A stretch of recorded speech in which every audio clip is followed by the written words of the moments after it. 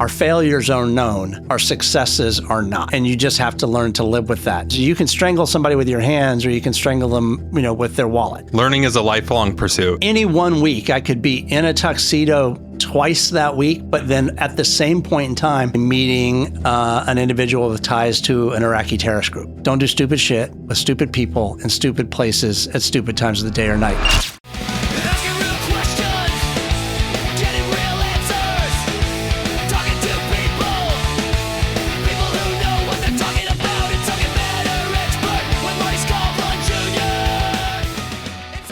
All right, we've got Doug Patteson in the house today. Doug is a former CIA case officer certified in human and counterterrorism. He served from 1989 to 1999 in the Central Intelligence Agency. He's now the chief financial officer at TurboCam International, founder of Blue Wolf Advising, and the former chairman of the board at the James W. Foley Legacy Foundation. He's finally, as a man who's got many, many titles, a professor in intelligence studies here on the East Coast. Doug, welcome to the show. Thanks, Marty. It's always good to be with you. Yeah, I'm excited about this one today. There's so much that we can get into with what it feels like what was old is new again. Mm-hmm. And a lot of your experience in your early days probably feels like it's become more relevant than ever, I imagine. Exactly. Yeah. So I can't wait.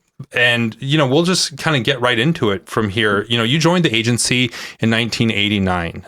Can you say where you were when the Berlin Wall fell and what the first operational adjustment you had to make as a result? Sure. I actually love to tell that story, but let me start with, your show's subject matter expert. And I would tend to describe myself as a subject matter enthusiast more than an expert. There's still lots more learning to do in all of the areas that I'm interested in and look at. So learning is a lifelong pursuit. Exactly. So when the wall fell, I was in training. Actually, we had just come in from an FTX, like you guys in the military, when you're in your training, you have field training exercises. We did as well. We were in our special operations Tradecraft course that we went through. And so we had just come in from a field training exercise and we were in the barracks. We were watching TV. We were, cleaning weapons. We were, cleaning up our gear, still, in our BDUs, et cetera. And we were watching the wall fall on TV and wondering, well, wait a second, what does this mean? We'd signed up to fight the Cold War as CIA case officers, and we're watching the wall fall and had no idea what this was going to, hold for us and for our futures. We didn't know the GWAT was going to follow not too long after. We didn't really understand the rise of counterterrorism work. We just knew that this enemy that sat out there, the bear, something was fundamentally changing, or at least we thought it was. Yeah. And I mean, at that point, too, terrorism as a concept was relatively new. It was a new term to the media space. Right. You're just coming off of, airport or airline hijackings and things like that. We haven't, like you said, had 9/11 yet. We haven't even had Desert Storm yet. We haven't had Mogadishu yet. There's so many things that are sort of formative. I think really the main thing when I think about your timeline coming out of that, the one thing you're maybe looking at, correct me if I'm wrong here, maybe you're saying, well, there was the Iranian hostage rescue.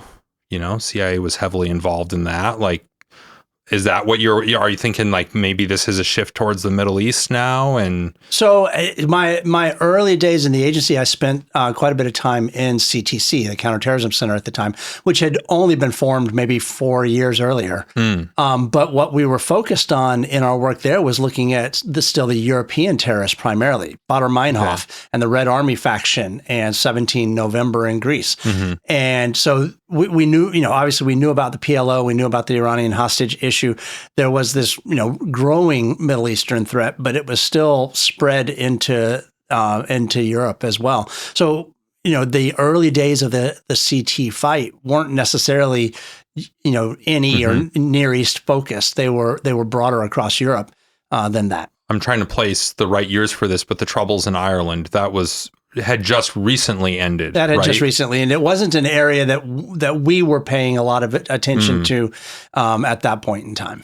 Gotcha. So was there any, in light of that wall falling you're in training, is there sort of immediate course corrections to the literal program of instruction you're going through? Or I think not that we recognized, right? Yeah. I think one of the things that the folks smarter than us or more experienced than us realized is that everything old is new again at some point in time. And so they were smart enough to realize that how the threat manifested on a regular basis might change, but that wouldn't necessarily go away. It wasn't all of a sudden, this threat from Russia that we had been really concerned about for 40 years was going to go away. It was going to morph. They just didn't know how yet.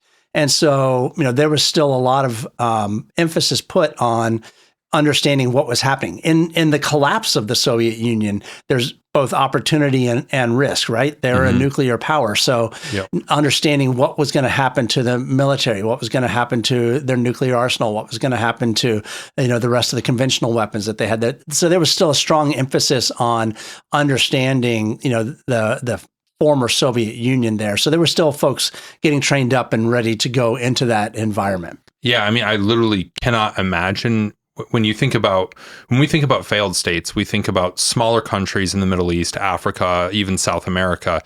We don't typically think about failed states in the sense or scale of one of the world's superpowers, right? Like it's only every couple of millennia that we even see a world superpower fail.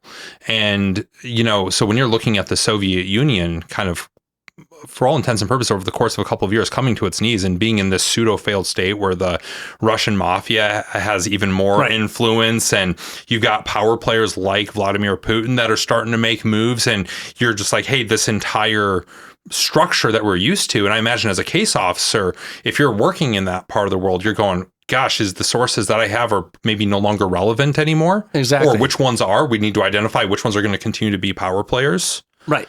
I mean, there's going to be a wholesale change in that environment of who's in control, who's in the ministries, et cetera, except that also, at some level, there still needs to be a bureaucracy to function there, right? So, communism or the communist enterprise that we knew of as the Soviet Union was what fell, but Russia itself didn't really. It just was going through this metamorphosis while it tried to figure out what it was going to be. And there are Russian scholars, historical Russian scholars who are way smarter than me that understand, the Russian psyche going back to the Tsarist times, pre-revolutionary days, and were able to think through some of how that might change with the loss of communism, what the Russian people look for in terms of leadership over them, which opened up the way in some respects for the mafia, the oligarchs, et cetera, to fill the gap left by the communist leadership. And so, there were a lot of folks that were studying that, trying to figure out the impact that was going to have on U.S. and European NATO foreign policy. Such an interesting time in history. And yeah, you bring up a good point. At some point, I'm going to need to find a Russia expert to bring in, somebody that specializes, like you said, in that history, because it is really fascinating. And they make up a large portion of not just the land area on Earth, but also an outsized impact on our news every day these days. And on the global economy. I looked at a map today that showed the number of millionaires, in various countries around the world. And I believe Russia was the third largest on the list, the U.S. being largest, China being second largest, and Russia being third. So they if they sneeze, the rest of the world catches a cold, so to speak. Yep. There's an interconnectedness, economically between all of these large players that we have to pay attention to it. Yeah. Well, so going back to, you're just starting out as a brand new case officer. What was the kind of case officer the CIA, like what was the CIA looking for in a case officer pre-Berlin Wall compared to after it fell? It's interesting. When you're going through training, I think a lot of times you're wondering, how did they pick me? Because they don't actually tell you why they picked you necessarily, right? And so there's definitely an imposter syndrome. You're working through this on your own, going, can I do this, right? Do I know, is my training good enough? Is my skill set, inherently strong enough? Do I know what I'm doing? And so it's hard to understand what they're looking for, other than they're looking for smart people who have good critical thinking skills, good analytical skills, language skills, and are quick on their feet, who are willing to go out and steal secrets, right? recruit and run spies in order to collect intelligence for Washington's policymakers. And I think that didn't change really pre, 9/11 and post 9/11 or pre, end of the Cold War, et cetera. Those needs remained. I think what happened in that time frame between the end of the Cold War and 9/11 was the CIA was trying to figure out what was its role going to be. We lost a lot of case officers in that time frame. We cut a lot of budgets. People weren't sure that the agency the need for it was still there. And then 9/11 happened, and all of a sudden, all this money came flooding back into the agency, focused on finding bin Laden and prosecuting, the GWAT. It's weird to think about a institution as legendary as the CIA going through that sort of identity crisis. And of course it happens, the Special Operations Command has gone through that on the military side. It went through that a few different times through its history. And so it makes sense that the CIA would too. But it is, I think when a lot of people think about the CIA, especially on the outside looking in, it's almost like they probably know more about everything that's going on than the rest of us. So they're never going to be subject to the whims of what they're needed for or anything, because I think a lot of people almost look at the CIA as they're the ones pushing their own agenda, especially when you think about the pre-church era, that like maybe there was some truth to that, but I think a lot of people still think that CIA is kind of pushing their own agenda, so they don't need to worry about what lawmakers or decision makers or policy makers need them to do. Right. And that's probably not all that accurate, I imagine. I don't believe it is. I mean, this aspect of the discussion will always drive a lot of commentary from viewers. Whether the CIA is rogue or not, or drives its own agenda, or is politicized, and there are individuals who might be politicized, et cetera. But at the end of the day, the CIA is there to serve the president and help the U.S. have the best information it can in order to facilitate decision making. But, envisioning the CIA, not going away isn't that hard for me, because for the first 160 years of our nation's existence, we had no centralized intelligence authority, right? We had intelligence entities that rose or fell fundamentally as we went to war, but we had no peacetime intelligence gathering capability, and certainly nothing that was centralized across, the government until the OSS really came into play, in World War II. And when Truman came in after the end of World War II, he said, we don't need the CIA anymore. We're not at war. He changed that in about 6 months, and largely because of Russia, right? The Soviet Union and its expansionist plan really drove the recognition that we needed a centralized intelligence collecting organization, and so that's what kind of gave rise to the CIA. But the truth of some of what folks are concerned about is bureaucracies tend to become self-focused on their own preservation, right?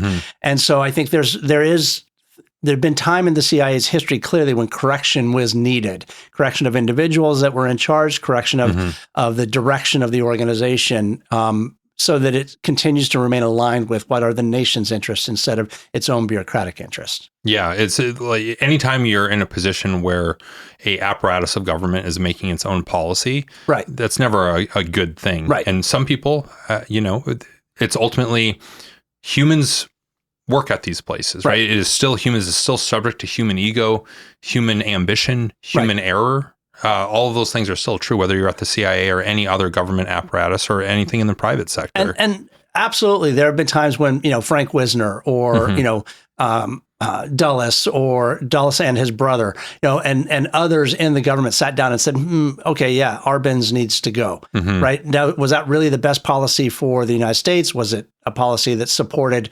United Fruit Company? Was it, all of those sorts of things that probably or definitively were outside the bounds of the structure that was set up for CIA, in its initial days.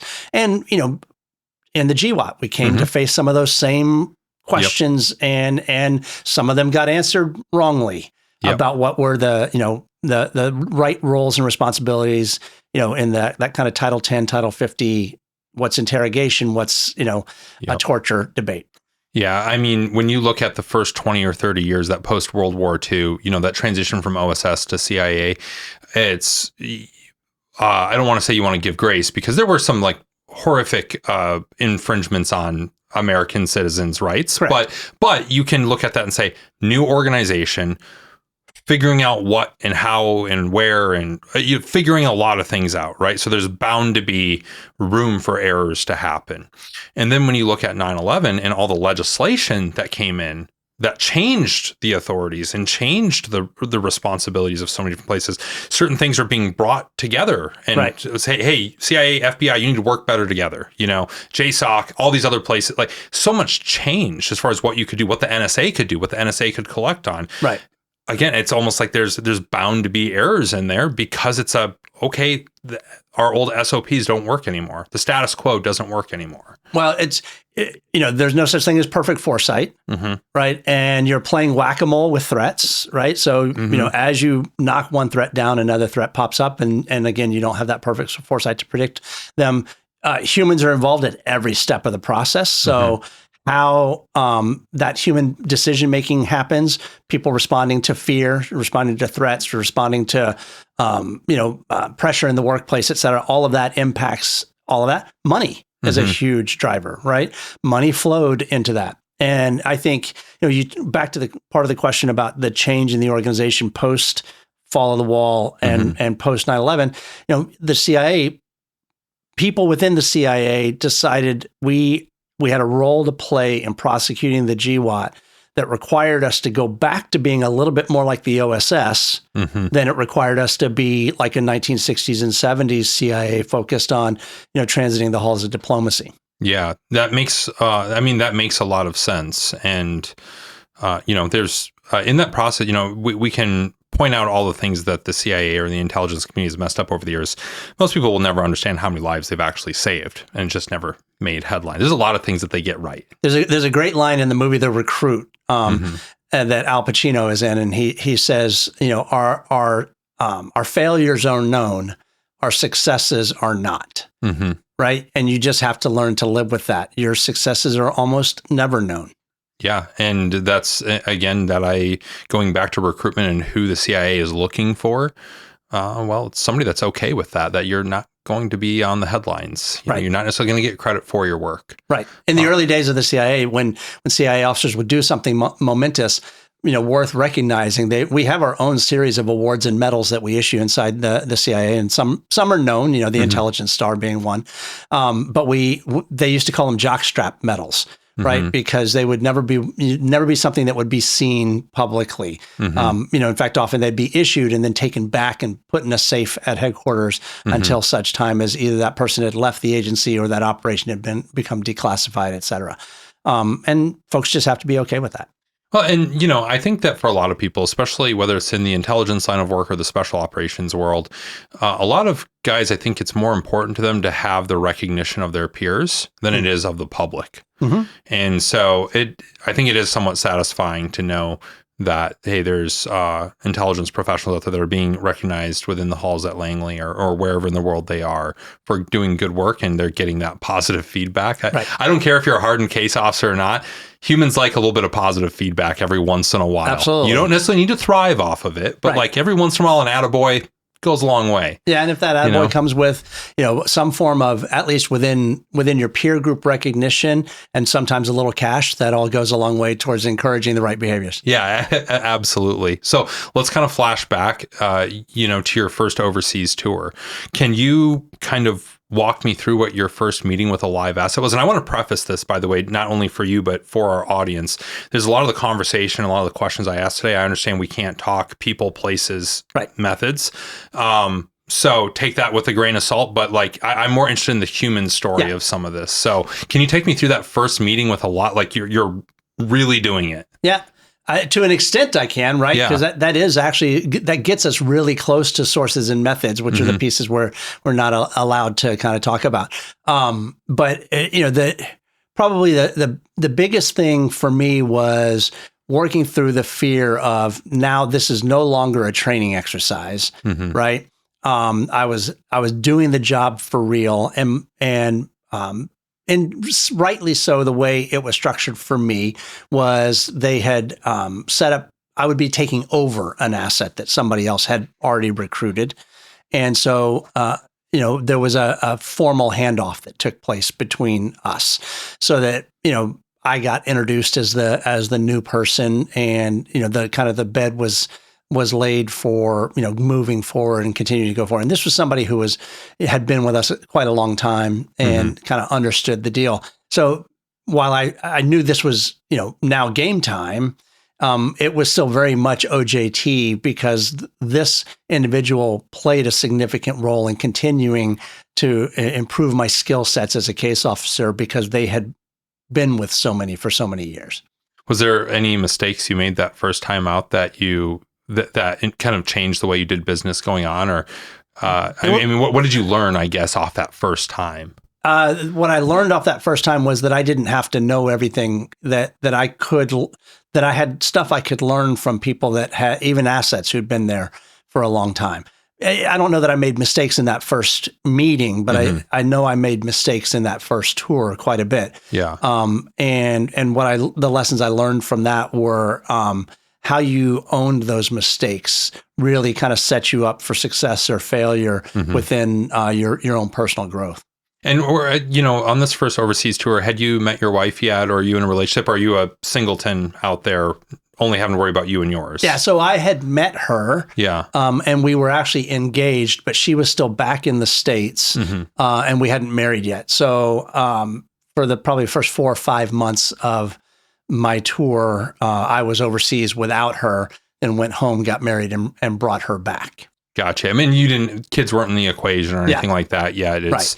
I only say that to say I just imagine that this line of work, the sort of risk calculus that goes on in your head and what you are or are not willing to do, I think is heavily influenced for most people by what you have at home, I think it does, but also I'm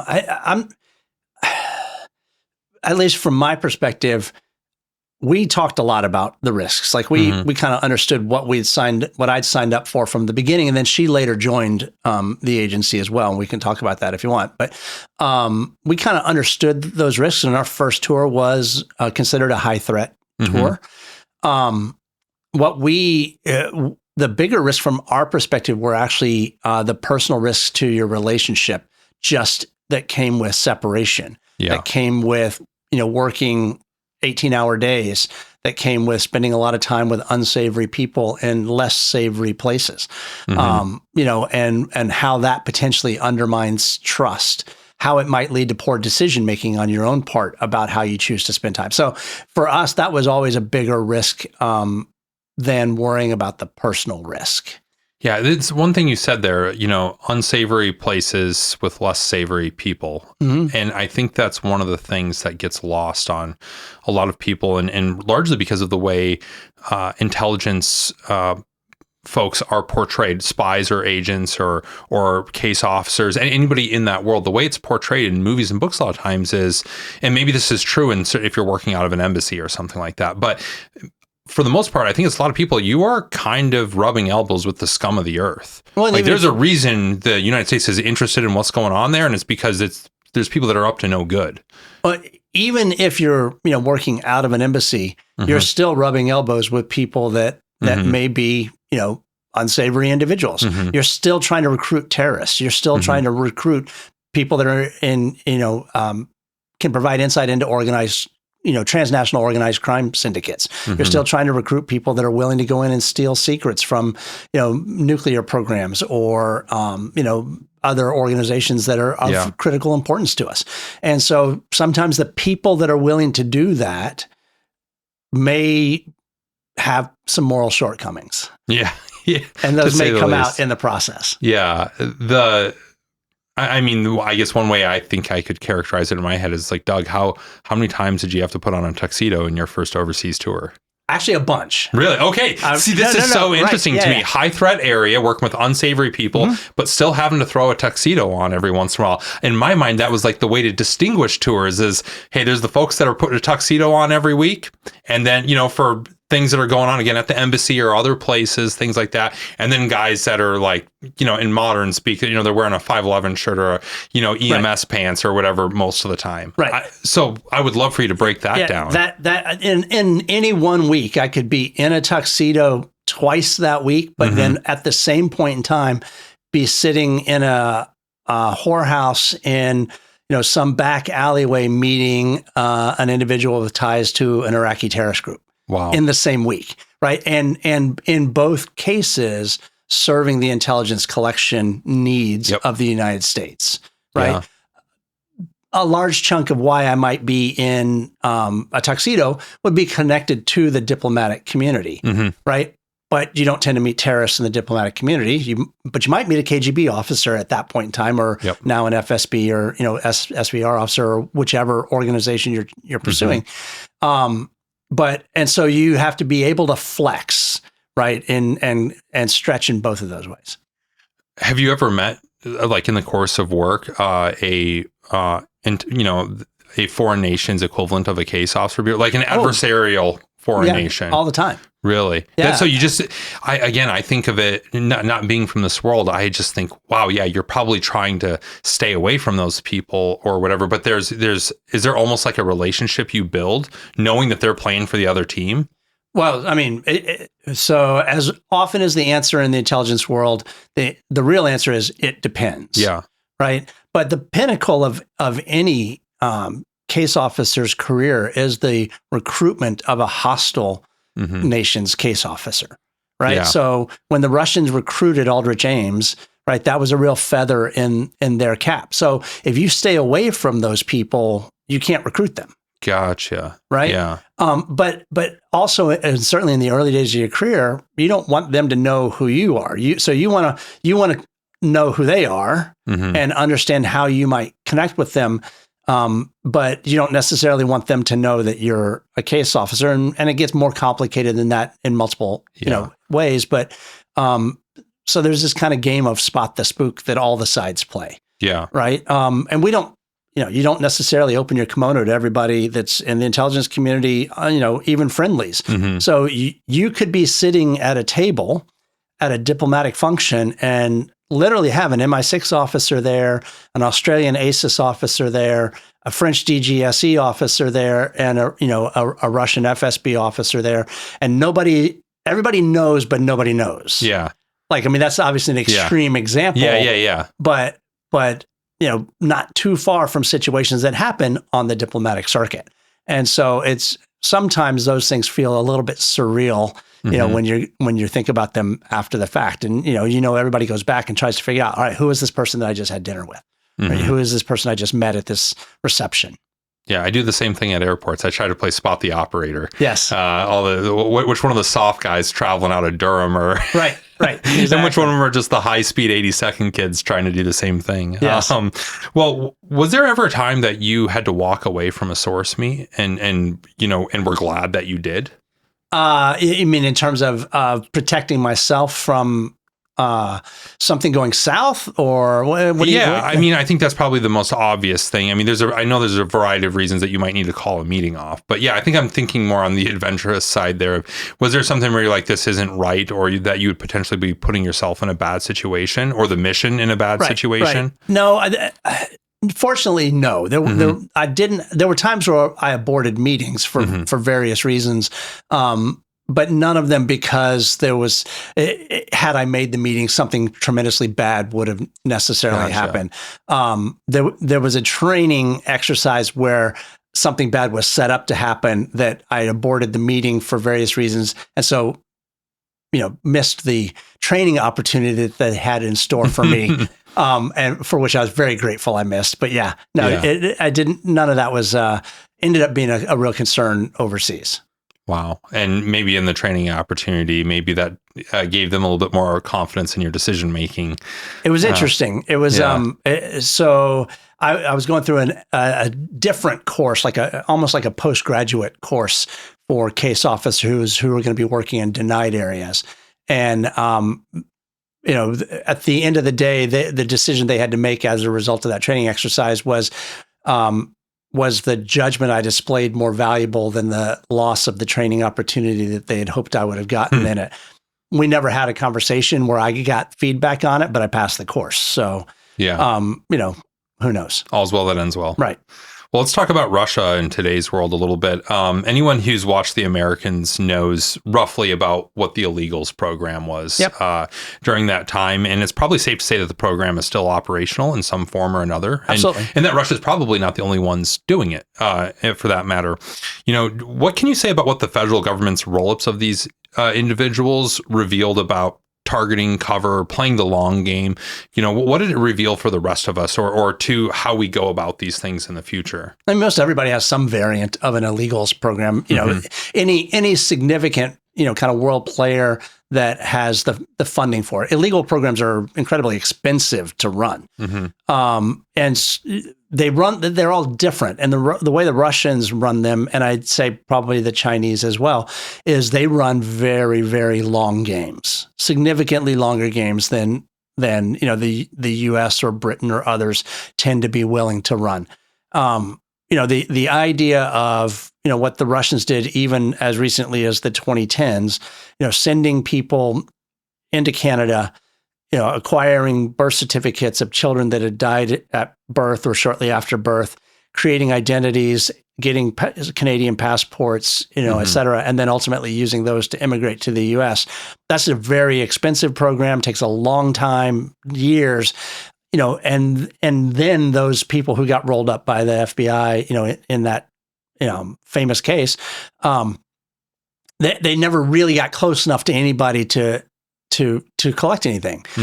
But if we think that they're not still trying that, if we think they didn't have other assets in place that we just haven't figured out yet, we're probably wrong. One of the interesting things to me about that case, and of those 10 or 11 folks that were rolled up in the what was her name? Marina. She was the redhead that everybody looked at. She was arrested. Yeah, I forget the name. I know exactly what you're talking about. Of cases. Yeah.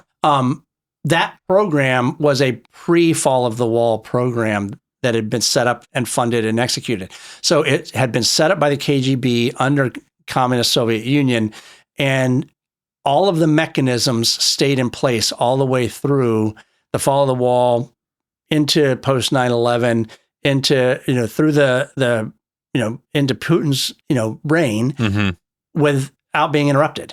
Funding still flowed, right? So the programs kept going. So if you think about that, why would we think any other KGB programs that they thought were high priority programs wouldn't also keep going? Yeah, and I imagine it's one of those things where you have to have that long-term patience for those programs to bear fruit. And for us in a country where fiscal decisions are made, fiscal philosophies are changed every 2 to 4 years. Right.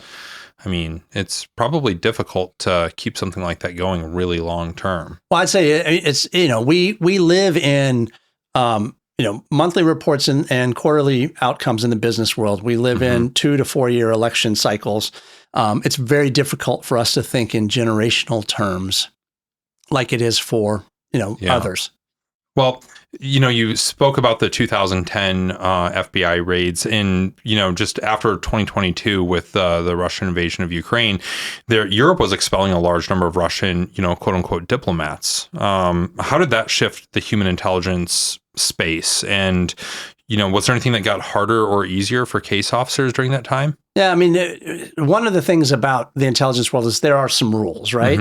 And when you start to P&G, right, persona non grata, or expel these diplomats, they're going to retaliate in the same way. So you kick 10 Russians out, they're going to kick 10 NATO, intelligence officers out, or who they believe are, NATO intelligence officers. So, there's going to be a tearing down and rebuilding of some of that. But, and so it's difficult to say the impact it had. But we know that that's going to happen, or that risk is out there. So hopefully both our side and their side continue to invest in officers who can be then slotted back in to run the cases that they're supposed to run. That P&Ging of officers doesn't happen that often, right? Because, there's a difference between the illegals who were arrested and rolled up and traded for other folks that were illegal, and the P&Ging of officers who are under diplomatic cover. Yeah. Right? Because they're treated differently. Can we go into a little bit of because I think this is relevant to this conversation, the difference between non-official cover, like a an illegal would be, and diplomatic cover. Sure. I'll stick to talking about Russians because that's safer from my perspective. Yeah. But illegals are folks who are employed by the Russian intelligence services, but the cover they're operating under is academic or business or journalist cover. They have no official protections, and they have no designation by their government that this is an individual in a foreign country at their government's request. Whereas somebody who is officially covered, right? So an SVR or an FSB officer who's working in a Russian embassy abroad is carrying a diplomatic passport and is listed as a diplomat within the Russian system, so that if they are arrested doing something or rolled up doing something, how they get treated is different, right? They're under official cover, and there are rules for what do you do when you arrest a diplomat versus what do you do when you arrest a criminal. Now, in reality, both the KGB officer in 1980 who's in the U.S., or in 84 who's recruiting Ames, and an illegal who's here, they're both breaking U.S. laws on espionage and all of that. But the rules about how we treat them are different. And that's where people hear about diplomatic immunity. Correct. It's not just so diplomats can go do whatever they want. It's a little bit of, we can't go hang diplomats for conducting intelligence operations. Correct. When everybody, like you said, everybody's playing there's some agreed gentleman's rules, I guess. There's some gentleman's rules. And it's interesting, even diplomatic immunity has to be actually proclaimed or declared. I'll forget the correct term from State Department's perspective, but diplomatic immunity has to be invoked, right? So, a diplomat is not actually, immune from getting a speeding ticket. They're supposed to pay their speeding tickets. What ends up happening is that they get a speeding ticket, they don't pay it, the fines build up, it goes to court, and eventually it gets to a point where, there's nobody that's going to go enforce this against them because they know at some level that they would they would do that. But governments can also waive diplomatic immunity, right? And there have been cases where your own government can waive diplomatic immunity because the way you were operating was actually not within the bounds of what you were supposed to do. So, diplomatic immunity is not necessarily a perfect shield for somebody to go out and be a bad actor. It can be waived, and so somebody who commits an egregious crime, a murder overseas, potentially could have their diplomatic immunity waived and be subject to prosecution in that country. Wow. Because they broke the law in a way that was outside the bounds of what diplomatic immunity was designed to protect. Gotcha. And when we look at specifically in 2022, I remember at that time, because it made news that there were these diplomats being expelled and, hey, these are likely intelligence people. And, people would ask the question, well, if we knew that they were spies, then why were we letting them be there in the first place? And I think what you're kind of saying here is, well, yeah, but there's a certain amount of, we do that so that they don't expel our people that they know are working in intelligence capacity. Is that about right? I'd say that's part of it. The other part of it is the enemy is easier to follow than the enemy you got to figure out who is. Right? I mean, so if they're known, at least at some level, you hope that you'll be able to keep tabs on what they're doing. Whereas if you have to start over fresh, certainly it would seem like it's going to take at least some time for you to figure out, well, who's the new guy? Because it's not like they're just going to send in, one-for-one replacements, right? That'd be dumb. There's going to be a process by which people get salted back in, so to speak. Yeah, it's not, just like networking works in the business world, building relationships in the intelligence community, building assets, I imagine does not happen overnight. It takes a long time to build that trust. Takes a long time. Identify motivations, which, kind of leads me into the next question. Has the balance moved from what I think was largely ideological motivations for a long time during the Cold War and, a sort of spirit of communism versus capitalism, American ideals versus Soviet ideals, or there was real ideological tension there. Has that sort of moved to identity or financial motivations? And we can expand this to not just Russian, but also Chinese. Sure. Well, I guess first the thing I'd say is depends on whose perspective you're talking from, right? So, when you go back and look at the research, and there's been some really neat research done on individuals recruited to work for foreign intelligence agencies, in the U.S. over since 47-ish, right? So the bulk of the Cold War, very few of them were ideologically motivated. And mostly financial, mostly financially motivated. Only few had the payouts of the Nicholsons and the Ames of the world, though. And even then, some of the cases we've heard as recently as earlier this year, some of those were tiny amounts of money. $5,000 or $20,000 that somebody betrayed intended to betray the nation for. Very few folks got the millions that an Aldrich Ames or an Harold Nicholson got. Yeah, I think back to when I was, I don't know, in maybe middle school or early high school, I read a book about a Navy intelligence officer who he's in prison to this day, I believe. And I'm blanking on his name right now, but a long time handing over nuclear secrets, submarine secrets, all this stuff. And I know the case you're talking about. Yeah, the sums that he talked about in that book as a, 12, 13, 14-year-old were like, oh, man, that's a lot of money. As an adult, I look at some of these, like you said, something like, God, people are willing to take on the risk of doing this, betray their nation, sure, but also just the personal risk of getting into what is a pretty unsavory business, being a spy. They're willing to take that on for what really doesn't even get you a new car. Right. Off the lot, not even a down payment for a house in most places of the country at this point. Right. Now, interestingly, at that same time that Americans were motivated by money and being recruited, through financial incentives, that most of the Russians that we were recruiting were actually motivated by ideological motivations. Right. They so hated communism that they were willing to undermine the system. They thought of themselves truly as patriots for Russia in order to undermine communism. Yeah. And so really that discussion of motivation kind of depends on which side of the table you're on.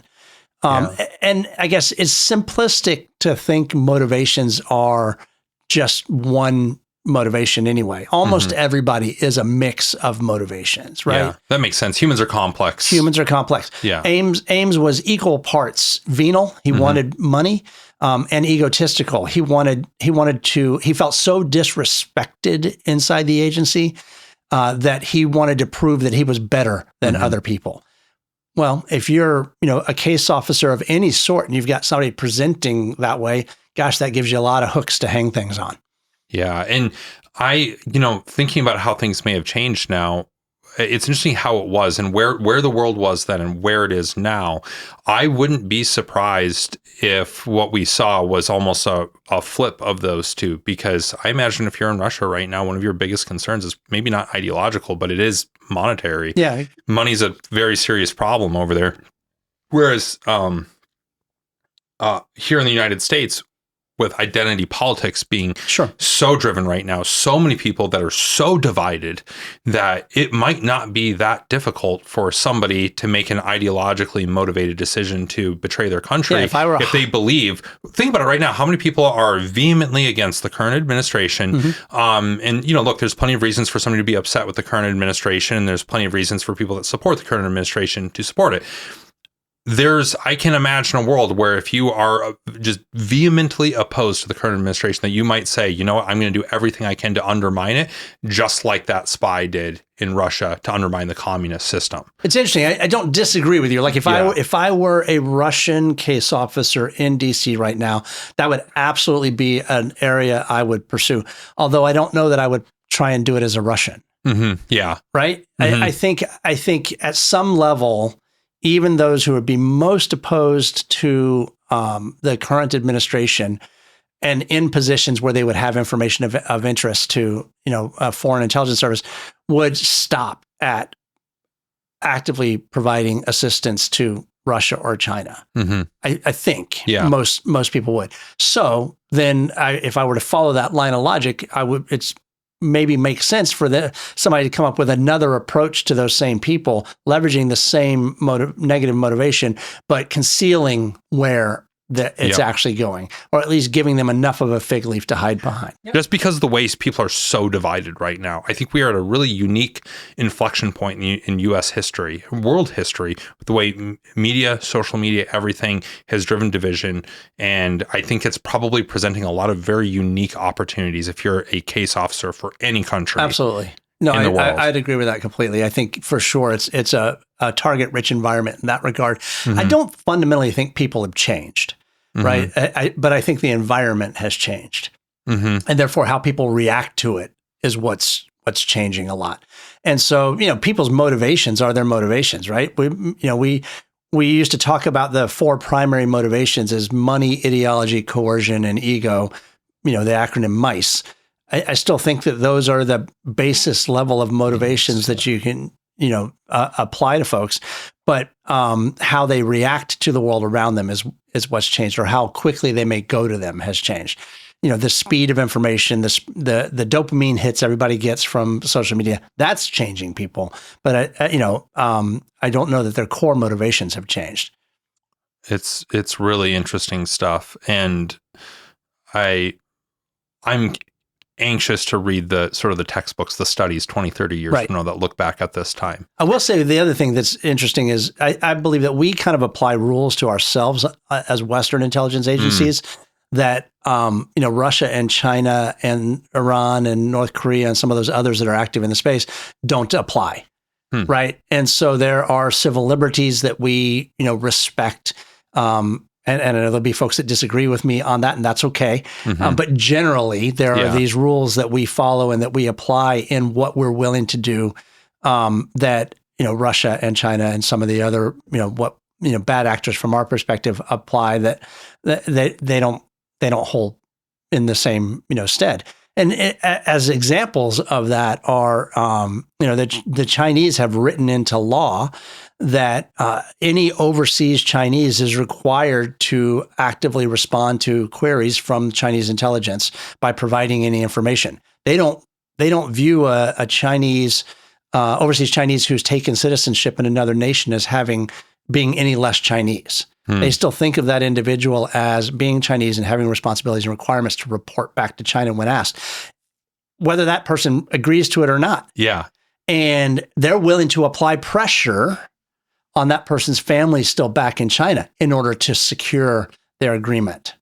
They're willing to coerce in ways that we are unwilling to do because of the culture that we've created in our nation and the rules that we've placed upon ourselves. So there's some interesting stuff, tools in their toolboxes that we just aren't willing to apply as we're going out into the threats of this world. With so many low-cost, deniable operations being attributed to Russian units in Europe, do you know what a case officer's role in preempting these types of sabotage, assassination, or cyber actions is? Like, how much does a case officer impact a theater of operation like that? And I think you could, when you talk about sabotage, assassination, cyber, you could say just as much about on the Ukrainian side. I think they've had actually the more notable sabotage missions, frankly.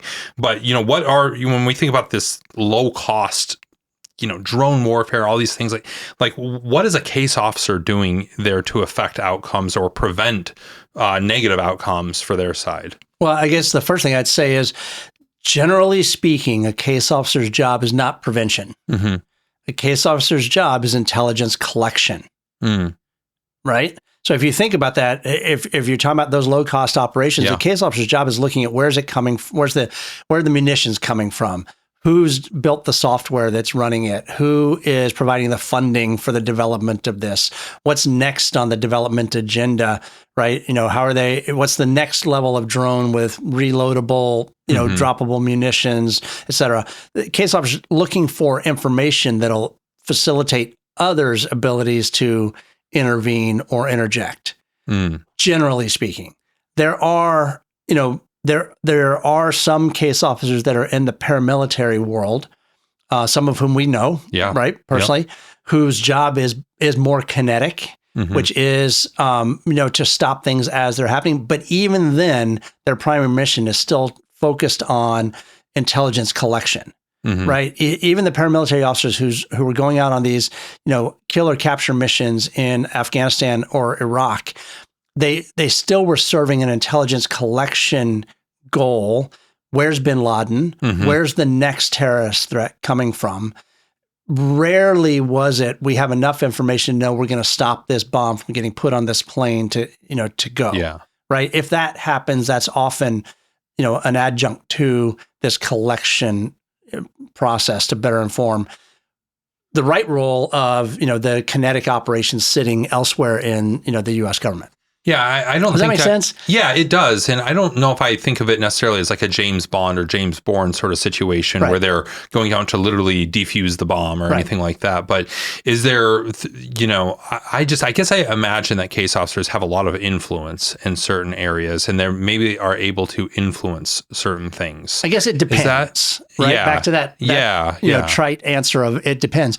It's going to depend on what their specific role is in that area of operations. So if they're a case officer whose job is to spend time with the Ukrainians, right, training them and providing them skill sets, et cetera, then that person's ability to influence on the active side is much higher than a case officer whose job is to solely collect intelligence. Yeah, that makes sense. And I do think it is important to note that the sort of like TV movie portrayal of, and you're a guy that actually, I know you do some advising on that side. It's not always as action-packed or it's probably rarely as action-packed. Rarely as it is. As you see on TV or movies. I used to always joke about, folks who watched The Americans and loved it, right? Because, the Americans did a great job at showing some of that Cold War tradecraft, but also somebody died every episode. Well, TV needed somebody to die or be captured or, some high threat risk, to be resolved in that.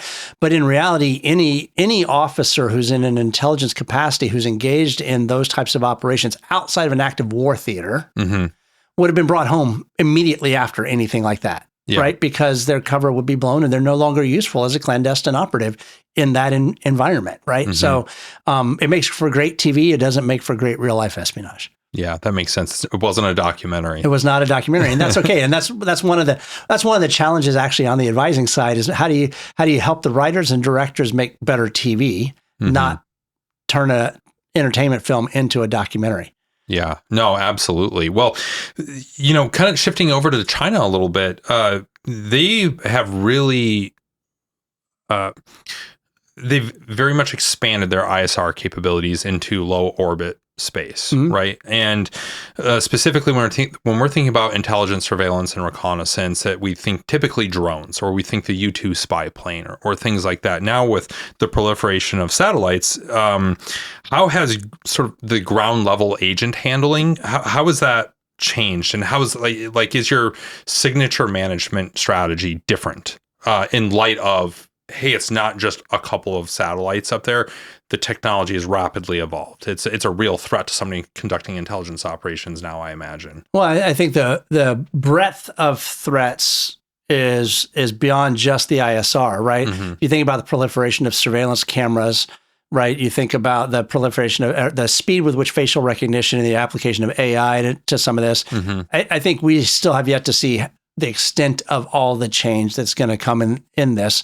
I think it's going to force folks to use technological means to connect rather than face-to-face in ways that we haven't experienced yet. But then there's difficulties with that as well. I mean, it's interesting. China's expansion has not just been into ISR, right? China opened literal police stations in the United States and called them police stations without the U.S. government's knowledge or approval in order to police the local Chinese populace in the U.S. into providing information. Right? There's some recent news articles over the last couple of years about us stopping this and kicking out some of the folks and trying to arrest some of the Chinese intelligence officers focused on it. But they were trying to manipulate and steal intelligence through these police stations by manipulating the Chinese population in the United States. It's fascinating stuff. So it's, the amount of money they're willing to spend on both the technologies as well as the people is mind-boggling. So this isn't some sort of covert or clandestine, we're talking actual overt out in the open in downtown, Chinatown. They created an office, right? Yeah. It didn't look like a police station, but it was manned by Chinese military people from the PRC. Yes. And designed to control, right, and intimidate the Chinese population in New York City to provide intelligence or do what they wanted them to do to accomplish their goals. So you mentioned New York City. Was there other cities that, yes. I imagine San Francisco might be? I won't remember them all for sure, but there were multiple of them, and New York City was one of them that's had some press coverage on it. There's not been a lot of press coverage, but there's been some on it. So it's Googleable about the Chinese police stations in New York and San Francisco. I mean, when we think about, some people wonder, is it actually a threat? Like, is Russia or China actually a threat? And I think actually how you see Russia or China as a threat is also sometimes divided along political lines. People more liberal leaning tend to identify Russia primarily as the threat, and people that are more on conservative lines tend to focus on China. The reality is, I think anybody will tell you, is they're both threats. Well, they're both in different expansionists. ways. Yeah. And they both hold some level of contempt for who we are as a nation and a culture. So I think they're threats because they choose to be. Yep. I don't believe that we've set them up as threats that we now have to say, like if they stayed contained to where they were, I think we'd largely say, okay, no harm, no foul. Well, I think in China's case, I think everybody would be very happy to just have them as a robust trade partner. I mean, they're such a huge economic powerhouse at this point. I mean, life would be easier, right, if we didn't have a contentious relationship with them in particular. Sure, but even then, if you think about the amount of control they could potentially wield over our economy by being a trade partner, and then add to that their expansionism across Southern Africa, Central and Southern Africa, and into South America in order to control the mineral trades, in order to control ports, et cetera. You go, okay, wait, is there a different end game here, right? Because you can strangle somebody with your hands, or you can strangle them, with their wallet. And I think, China is setting itself up in order to strangle us more with their wallet than with, physical proximity. Yeah, that makes sense. But, and people rightly point out, like, well, China's military isn't going to be able to come. Well, they probably are aware of that, and probably don't. They're probably not as concerned with the idea that they don't have as many or as advanced of aircraft carriers as us. But China builds every commercial shipping vessel in order that to a standard that would immediately allow it to be converted to a military vessel. That's interesting. They will not build a commercial vessel that does not also have the potential to serve a military use. That's very interesting. So we obviously do not do that, right? We don't build container ships that could also then immediately be converted to a military use. China's very specific in how they approach that. So I think how you count what's the Chinese Navy matters. They're strong in a lot of different ways, but the fact that they would be so bold as to come into the United States and be running offices out of our major metropolitan areas. It's very bold. I almost would say that says more about us than them. Right. That would be happening. Well, the other interesting thing, if you look at what they've done in Africa, for instance, or across other parts of East Asia, I think it's called the BRI initiative, the Belt and Road Initiative, something like that. But, they have built ports or loan money to governments to build ports and airports, and then built into the terms of these loans that if the governments are unable to pay them back, then they can take over these enterprises. And as it turns out, rarely are they able to pay them back, and quite often China is able to take them over and then run these Chinese-owned and administered, shipping ports and airports in places that are nowhere near China. And you think about, okay, so what other capabilities does that provide them? I remember very distinctly flying into Kabul in late 2017 or early 2018. And, there's not a lot of people on a flight into Kabul at that time that aren't clearly, military contractors or whatever. Half the flight was the sort of 5'11" looking, there's some sort of a contractor for the U.S. government or NATO or something like Chinese. that. The other half were Chinese. And that was I immediately started looking into that and was like, oh, they're very interested in the lithium mines in Afghanistan. Yes. And these other places, to the point where, again, it's just such an overt indication of where a country's head is at is, wow, this flight into an active war zone was not a safe place, not at that time, and here half the flight coming out, a big like Emirates, like A380, like half the flight is Chinese people. Or and chaos I should is say, opportunity. hey, did I check their passports? No. I should say people that looked Asian, that are of Asian descent. We are making some assumptions here, and I want to be really careful.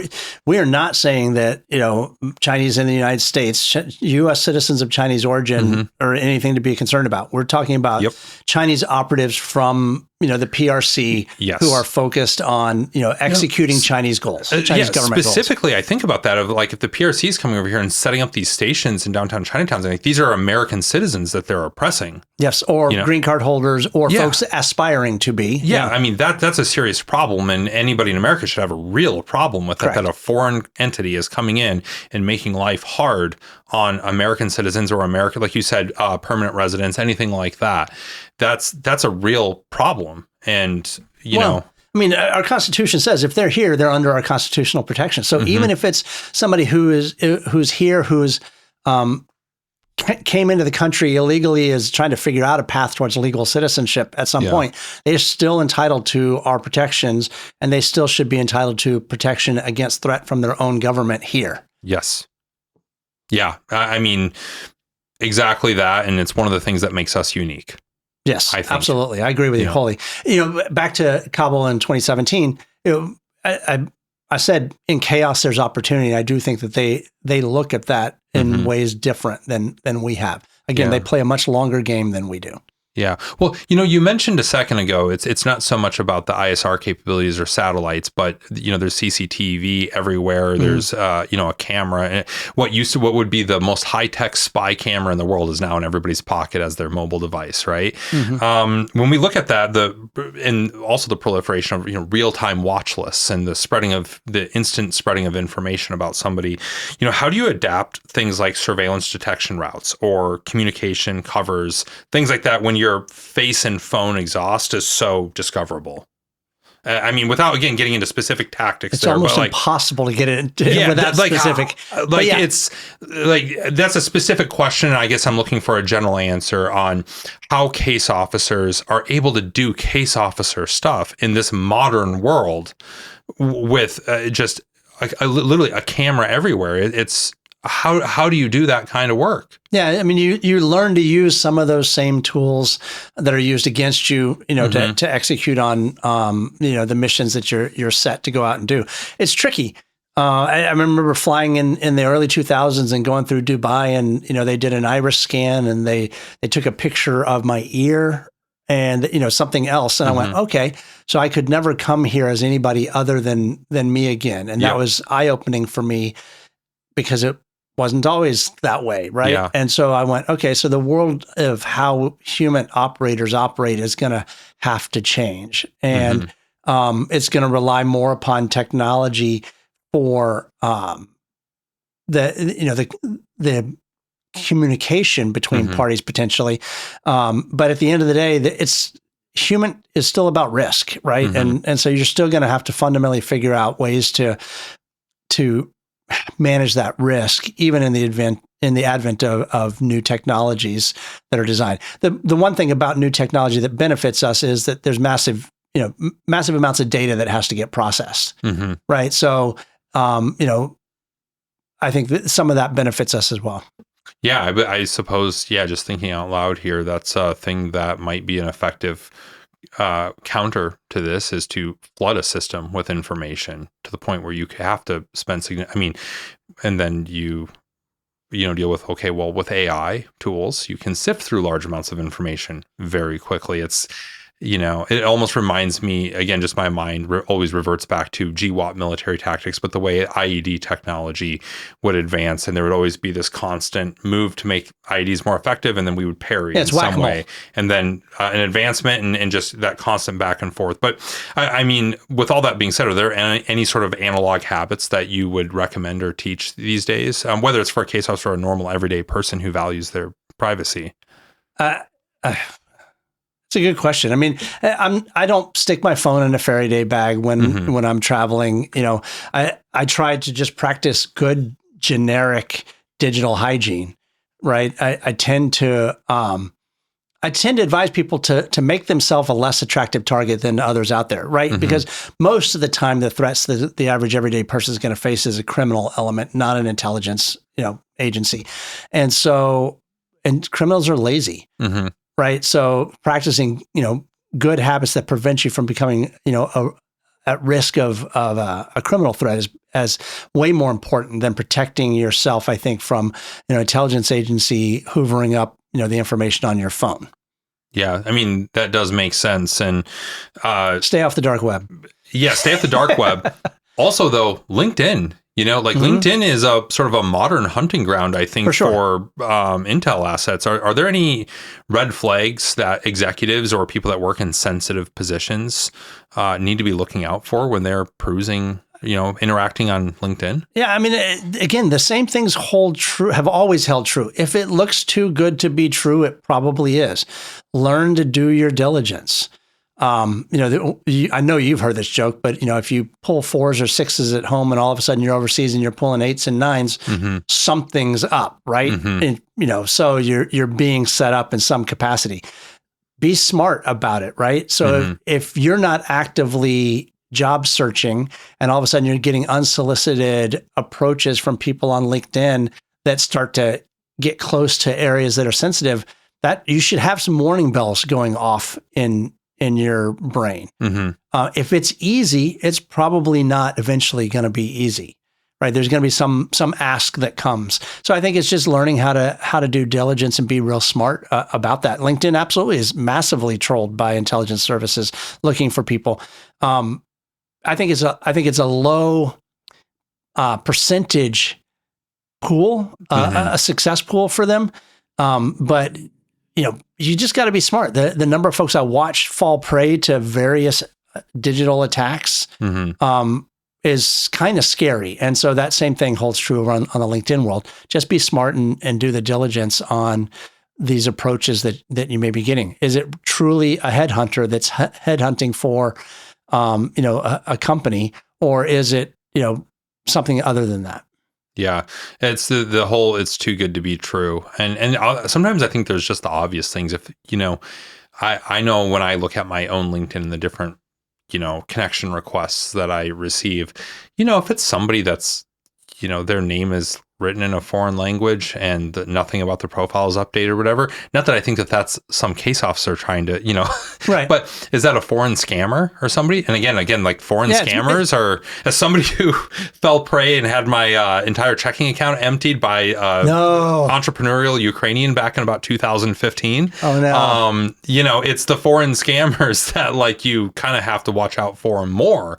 And, Absolutely. With as much as your life that you put on LinkedIn, guess what? A lot of those things where you're like, hey, those secret questions you ask on your profile, the things that you can do to sort of look at every, where people lived, or okay, if they worked here at this time frame, that means they probably lived there during that time frame. And that secret question they have that says, where did you live in 1998?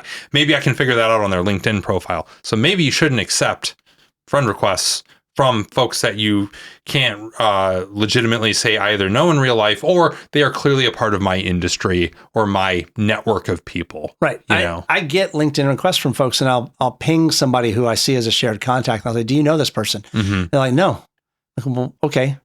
And it's a no for me, but why was it a yes for you? Because I expected you to know better. Yeah. Sort of thing. I mean, again, that the criminal threat, the scammer, whatever, is way more likely to hit any of us than, an approach from a hostile intelligence service. Like, realistically, the Chinese are not going to try and send, a honeypot after me to figure out what I may have known from, the late 90s. Not impossible, but way higher likelihood that a scammer in Nigeria or Ukraine or whatever it wants to, offer, hey, if you follow this link, fill out this survey, and we'll send you $150 for your time. And that link then puts something, a keystroke logger on my computer, or whatever their particular brand of threat is.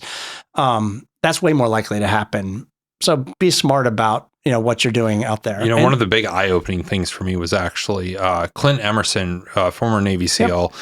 He put out a book years ago called Escape the Wolf. Mm-hmm. And a lot of it mentioned a lot of these different security things and how you, not just how you might be targeted, but how you can also implement certain things. Everything from neuro-linguistic programming to, it's a great book.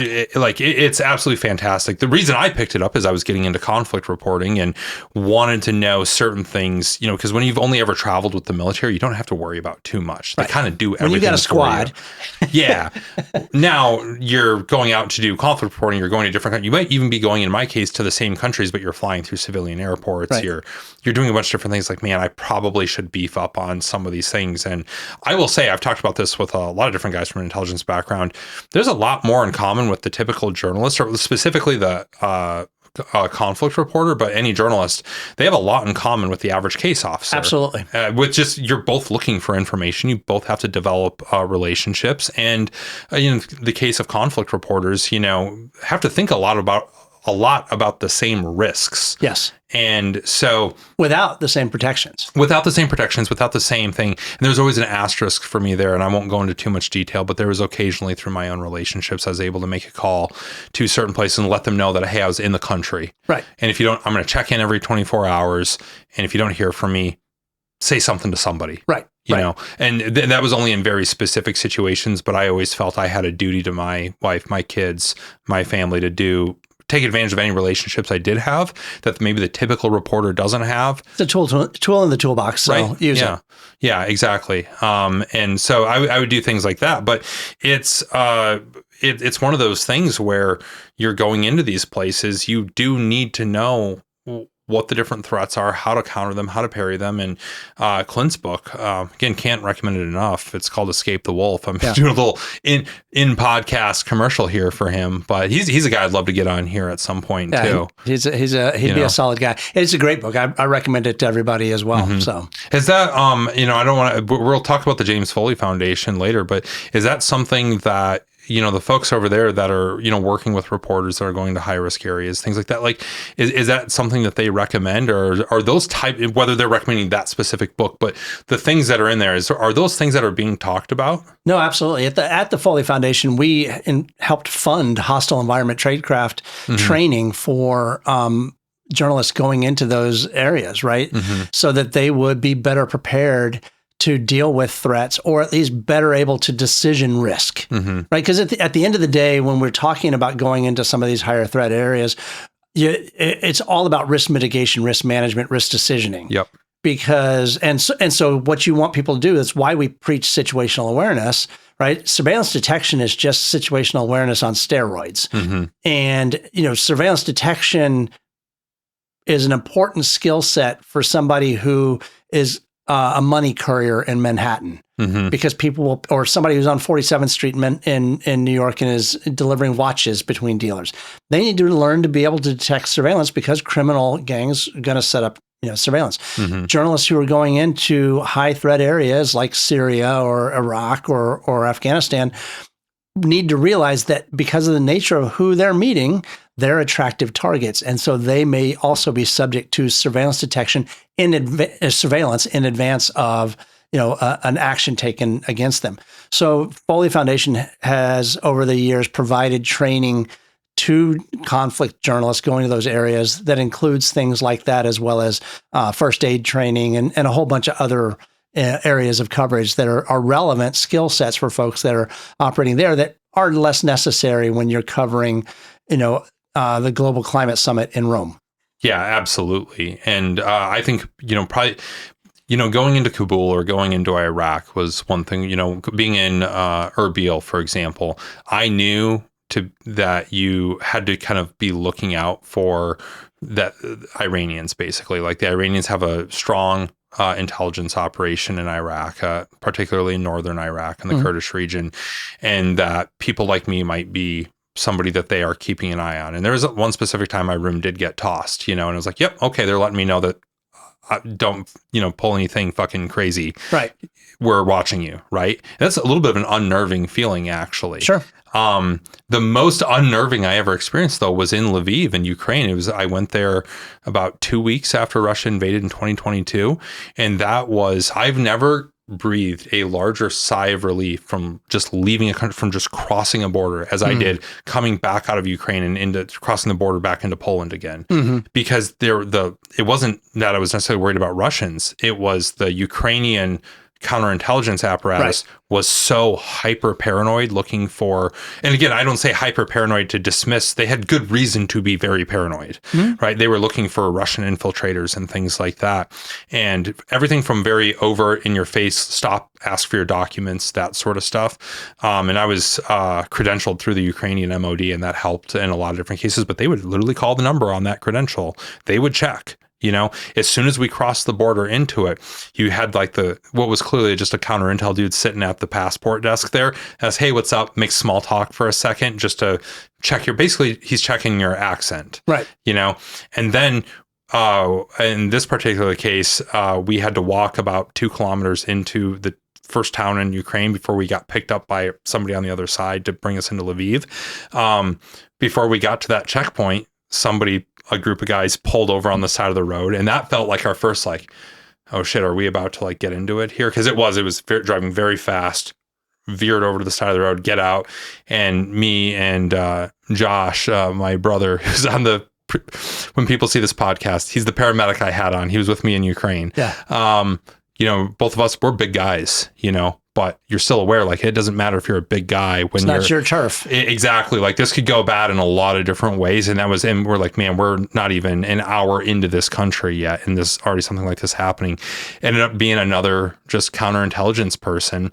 And it was this guy, one of the guys that got out spoke perfect American English. He's a Ukrainian that lived in America for a long time and then came back over to help the cause basically for doing exactly this sort of stuff. And it was at that moment, I think about this conversation we're having right now of, man, this is stuff that I'm not even over here to perform intelligence operations, but wow, these are things that it would have gone a long way if I had had a little bit of tradecraft training. Well, part of what I explain to people is when you're in situations like that or in environments like that where there's a heavy surveillance environment, et cetera, is their perception is your reality, right? Yep. So how they perceive you, how they perceive your movements, how they perceive your life pattern, et cetera, is your reality. Your reality may have nothing to do with it. Yep. Right? Because you may never get a chance to explain to them the decisions you made that led to this.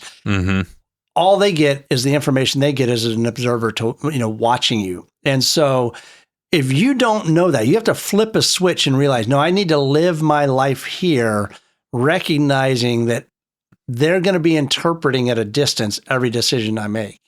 How do I, in this high threat environment, heavy surveillance environment, make their job easier, make myself less of a threat to them, right? How do I make sure that it's never in their mind that they need to come pick me up in order to question me?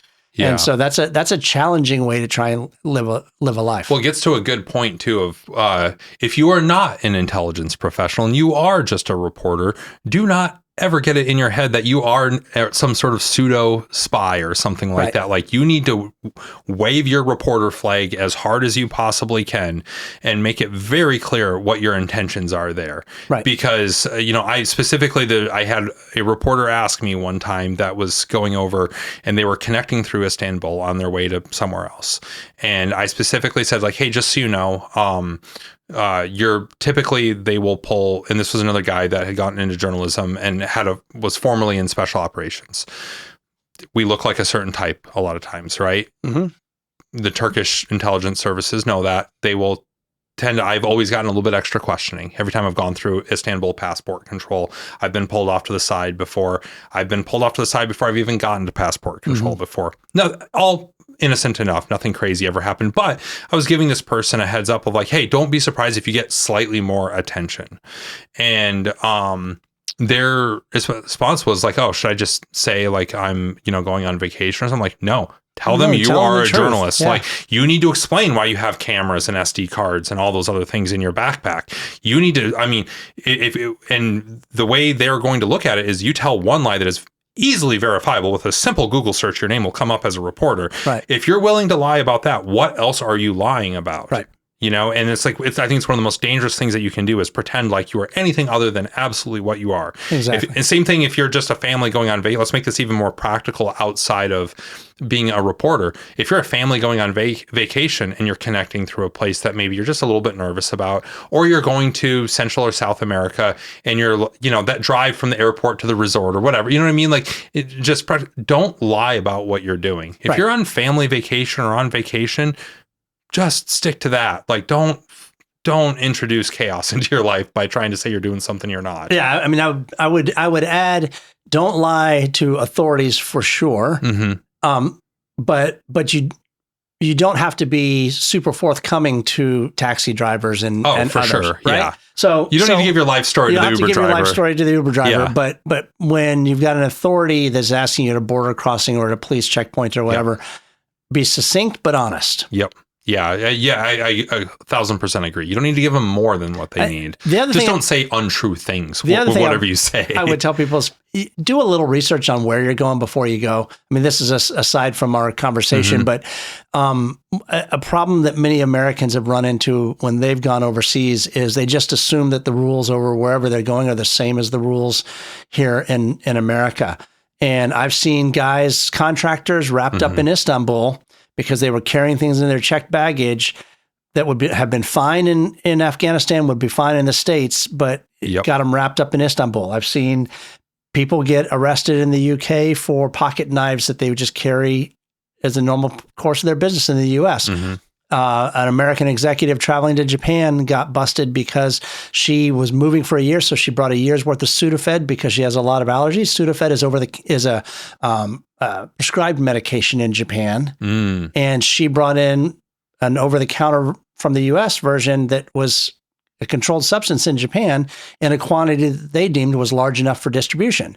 So all of a sudden, she got wrapped up just because she wasn't paying attention to what the rules are. That's fascinating. I wouldn't have thought about the medication piece. I think anytime you're bringing large quantities of anything, you need to pay attention to that. It doesn't matter whether it's, I mean, I've been held up before about a duffel bag full of coffee. Yes. You know, like, because that's any large quantities of anything is going to draw attention. Yeah. I was rehabbing a knee and I had to travel to South Asia while I was rehabbing my knee. So I took my ankle weights that I was using for my PT, and think about what an ankle weight looks like, right? With packages of sand or whatever's in there, laid out like this, and that caused problems that I probably would have saved myself. Be smart and do some prep work before you go. The rest of the world is not America. The rest of the world is not America. Yeah. And I've even seen journalists fall prey to that as well. And there is no, America Team 6 that's going to parachute in and get you out. Right? Yeah. Daniel Pearl got kidnapped and ultimately was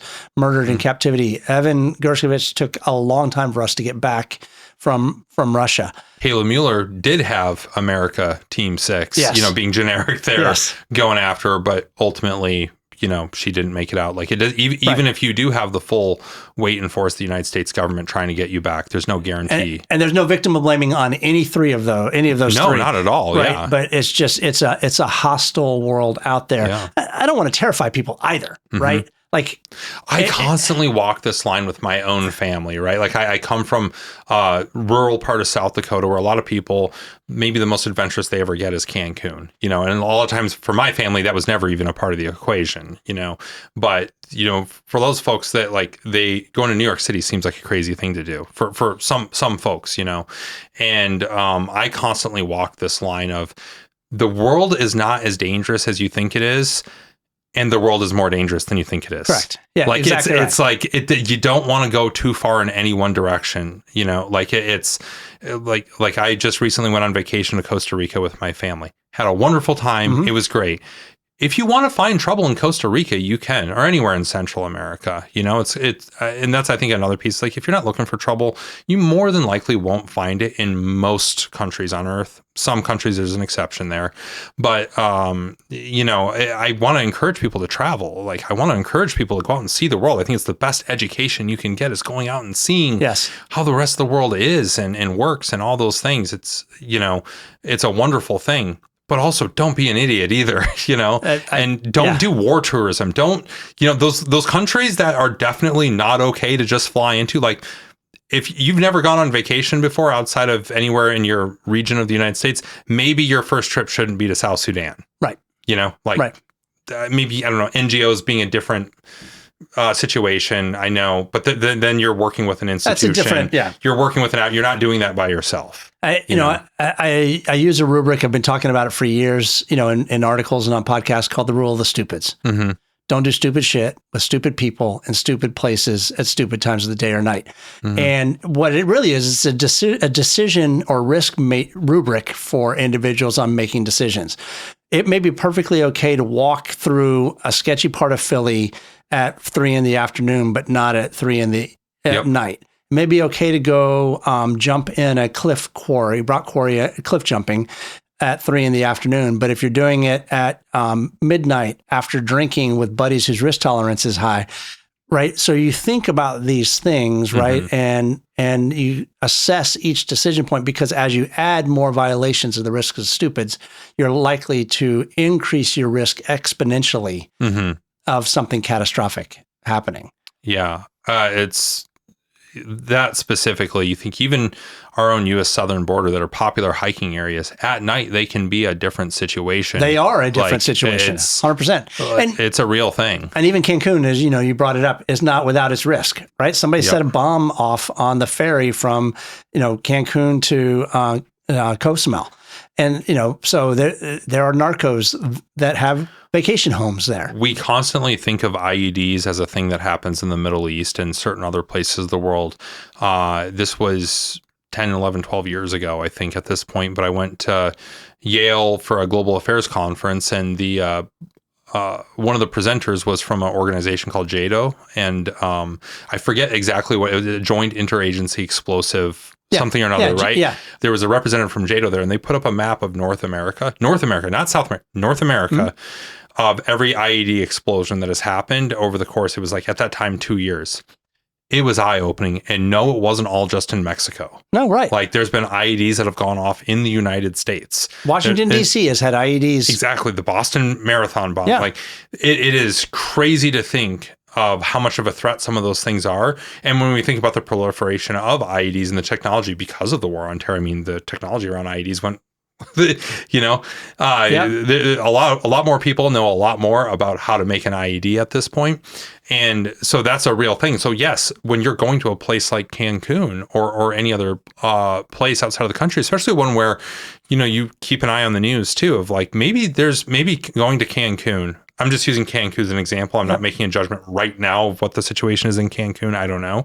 But, you know, you do have to pay attention to the news and what's going on, because if tensions are high between the U.S. and a certain country, sometimes that might not be the time to go on vacation there. It might be fine in 6 months. It might be fine any other time.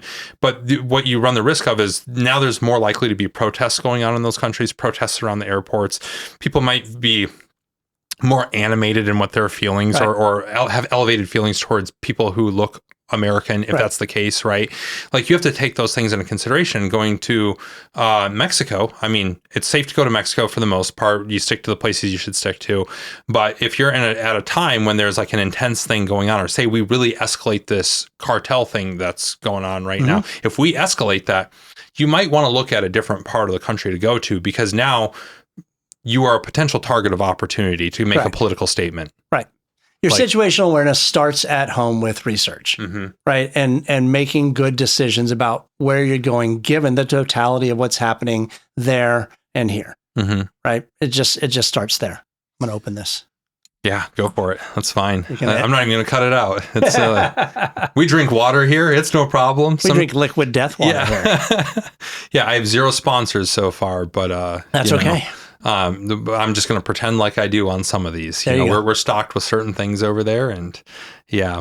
Well, getting back to some of the case officer stuff, I mean, I think a lot of this is really valuable for the stuff that a case officer is trained in. A lot of those things do apply or can apply to a lot of other people. I think that's why it's so interesting. But going back to life as a case officer, what do you think case officers are going through? Right? I mean, AI has changed life for all of us. I think it's safe to say almost everybody has been impacted by AI at this point. How do you think and again, not just the existence of AI, but the proliferation of all the different types of large language models and artificial intelligences out there, how do you think that's impacting life for a case officer? Again, it depends. Probably it's being impacted much different. A case officer in Ukraine is thinking about AI in a very different way than a case officer in El Salvador. Maybe. You know, I mean, here's the thing. If the impact of AI to me, right, not working in the field anymore, would push me towards more in-person, right, meetings, because I want, like, you can't be AI to me sitting right here. Now, the audience watching this doesn't know that you're actually an AI creation, that you're not real, and we've just put you there. No, but like, they don't know when they're seeing it on the screen, that's a risk if all of your communication is electronic. So in my mind, the first defense against strictly AI is going to be trying to figure out how do you maintain that face-to-face connection in a way that lets you verify or vet that the person you're meeting with and the information they're giving you is real as opposed to generated. Now, AI is going to give us tools for processing information, right? It may give us tools for accessing potentially sensitive information and that's not supposed to be accessible, but but AI lets us, scrape it, so to speak. So it works in both ways. Yeah, it's both a threat and a tool, right? For especially if you're in that line of work or you're in the military or anything like that, it's going to be both a threat and a tool that you have to leverage. But if I'm a human collector, right? You can't be AI if you're sitting across a table from me in, a hotel room. You're going to be a real person. Yep. So are there ways that I have to learn to operate in a, high threat security environment with cameras and surveillance and all of that in order to make sure we get to that point? Sure. But that's doable. Well, I mean, that's a good point. When you think about the in-person interactions, I imagine when you were first starting off, doing a physical dead drop or a physical brush pass is probably just like running a play for the Lakers or something. Like, you just know how to do that. In today's world where everybody's holding a camera in their hand, at any park bench that you might do this, wherever you're going to do it at, like how is that changing the calculus for somebody when you might be recorded from a variety of angles, doing, passing something to a source or receiving something from a source? There's some great video out there of us having recorded those Russians that we talked about in New York City, the Russian illegals, doing just that, having brush passes in subway stairwells as one was walking up and one was walking down. And that was 15 years ago without even the current... The definition that we have on it. I mean, we've got 4K cameras in our phone. Correct. That's insane. So, I think it just is going to get to the proof of the importance of good tradecraft. You cannot stop the... I'm not sure of the right phrase, but, the surveillance that's just pops up. You can't avoid all of that. But if you learn to operate in a place in where your actions can't be interpreted as negative, right? Then you'll probably figure out a way to do this. What was really interesting to me and a huge aha moment for me for how some of these things might work was when there was that, investigation into the Hillary Clinton emails, right? That was a huge news story and political talking point around the 2016 election. And one of the things that was revealed during that time is a lot of people in while she was in office, while she was Secretary of State, they would open up emails in Gmail and just everybody would have the password to that account and go and just save the draft over and over to communicate, to kind of do this in this sort of thing. And it's like, man, there are really creative ways that we're probably not even thinking of that people are coming up with to do these things. That being one of them is like, yeah, how would you ever really detect that? If you were trying to communicate covertly or clandestinely, saving an email address that everybody has access to, like, how do you even counter something like that? I'm sure they figured out. But they did. I was going to say, I'm sure they figured out something to do that. But it's just, you hear every once in a while, we hear these things that make the news like that. And you're like, oh, wow. So think of that, to put that into perspective. So the Hillary emails was what time frame? The 2010s? Yeah, it was while she was Secretary of State. I think that's where the emails that were in question were while she was Secretary of State. But that was probably by then a 20-year-old intelligence tactic, right, that went back to some of the earliest days of email that had already been defeated. Right. Gotcha. So there are mechanisms because where there's networks, there's abilities to monitor networks. And that draft email is still on a network. Yeah. Right. But yes, the great thing is we've got dedicated engineers and scientists and technologists who are also figuring out other really cool tools that can be used to facilitate this. The other side is developing counters to those same tools and tools of their own. So it is this constant, game escalation. I mean, that's why they called intelligence the great game to an extent. There's a constant escalation of that, though. How many case officers play chess? I don't know. It's a great question. I mean, I would say the question is how many play chess because they love chess and how many play chess because they've learned to use it as a tool in their intelligence work, because two different reasons. I'd say many know how to play it. Yeah. It's one of those interesting things when you think about, the great game and having to think a few steps ahead, and it's just really, really interesting. But that was, as far as developing tools to deter or do any of these activities, that was, when I wrote the book on Shannon Kent, one of the most interesting things that I heard while interviewing people for that was I had one of an intelligence professional that worked with her, who told me, I can't tell you obviously what it was or what she was doing specifically, but she was developing things that will impact national security for the next 25 years at least. And that's eye-opening when you think about there's people like that. There's other people like Shannon out there, right? Maybe not all one package like she was doing. she could do it all, but there's people that are working on, people dedicated to working on these problem sets that are impacting the way we'll do national security. Like you said, that tactic may have been born 20 years earlier. Right. And that's like, hey, whoever came up with that, they impacted what ended up being a major political story that potentially swayed an election. Whoever developed that, they developed something that impacted for 20 plus years, right? And going back to that start question you asked about, why some case officers do do this, or the discussion around reward and recognition and that sort of thing. Impact, I think, is a core driver for many of the folks that go into the intelligence community. It's not their name; it's the fact that they want to be able to have an impact on events on the world stage. And somebody like Shannon never had to doubt whether she had an impact or not. Yeah, she may not have recognized it in herself. She comes across to me. I never had the pleasure of meeting her in person, but she comes across to me as a person that maybe didn't have quite the ego that would be required to say I'm having that level of impact across the world. But she certainly knew she was having an impact at the tactical level, I think, and knew that on individual days that she was getting wins on the board and that sort of stuff. And I think there are more Shannons out there. I think there's more than we recognize, and I'm grateful for that. Yeah, it's and how many more were inspired by people like her? Right. People that were inspired by people like Virginia Hall. There's a lot of inspiring folks out there that will impact the next generation of intelligence collectors, professionals. Right. So thinking about this more, what are the common mistakes junior officers are making when they're dealing with high value sources? And I'm not talking again specific tactics here, but more of a mindset thing. I think this is something that translates across the board. Young Doug going out for his first time, like I said, was there any mistakes or anything, but you said there was a lot in that first tour. I would say bringing too much ego to the table is really probably the biggest mistake that junior officers make, right? They need to find the right balance between ego and confidence, because you need to have confidence. Part of what you have to do is give your source the confidence that you're able to protect them.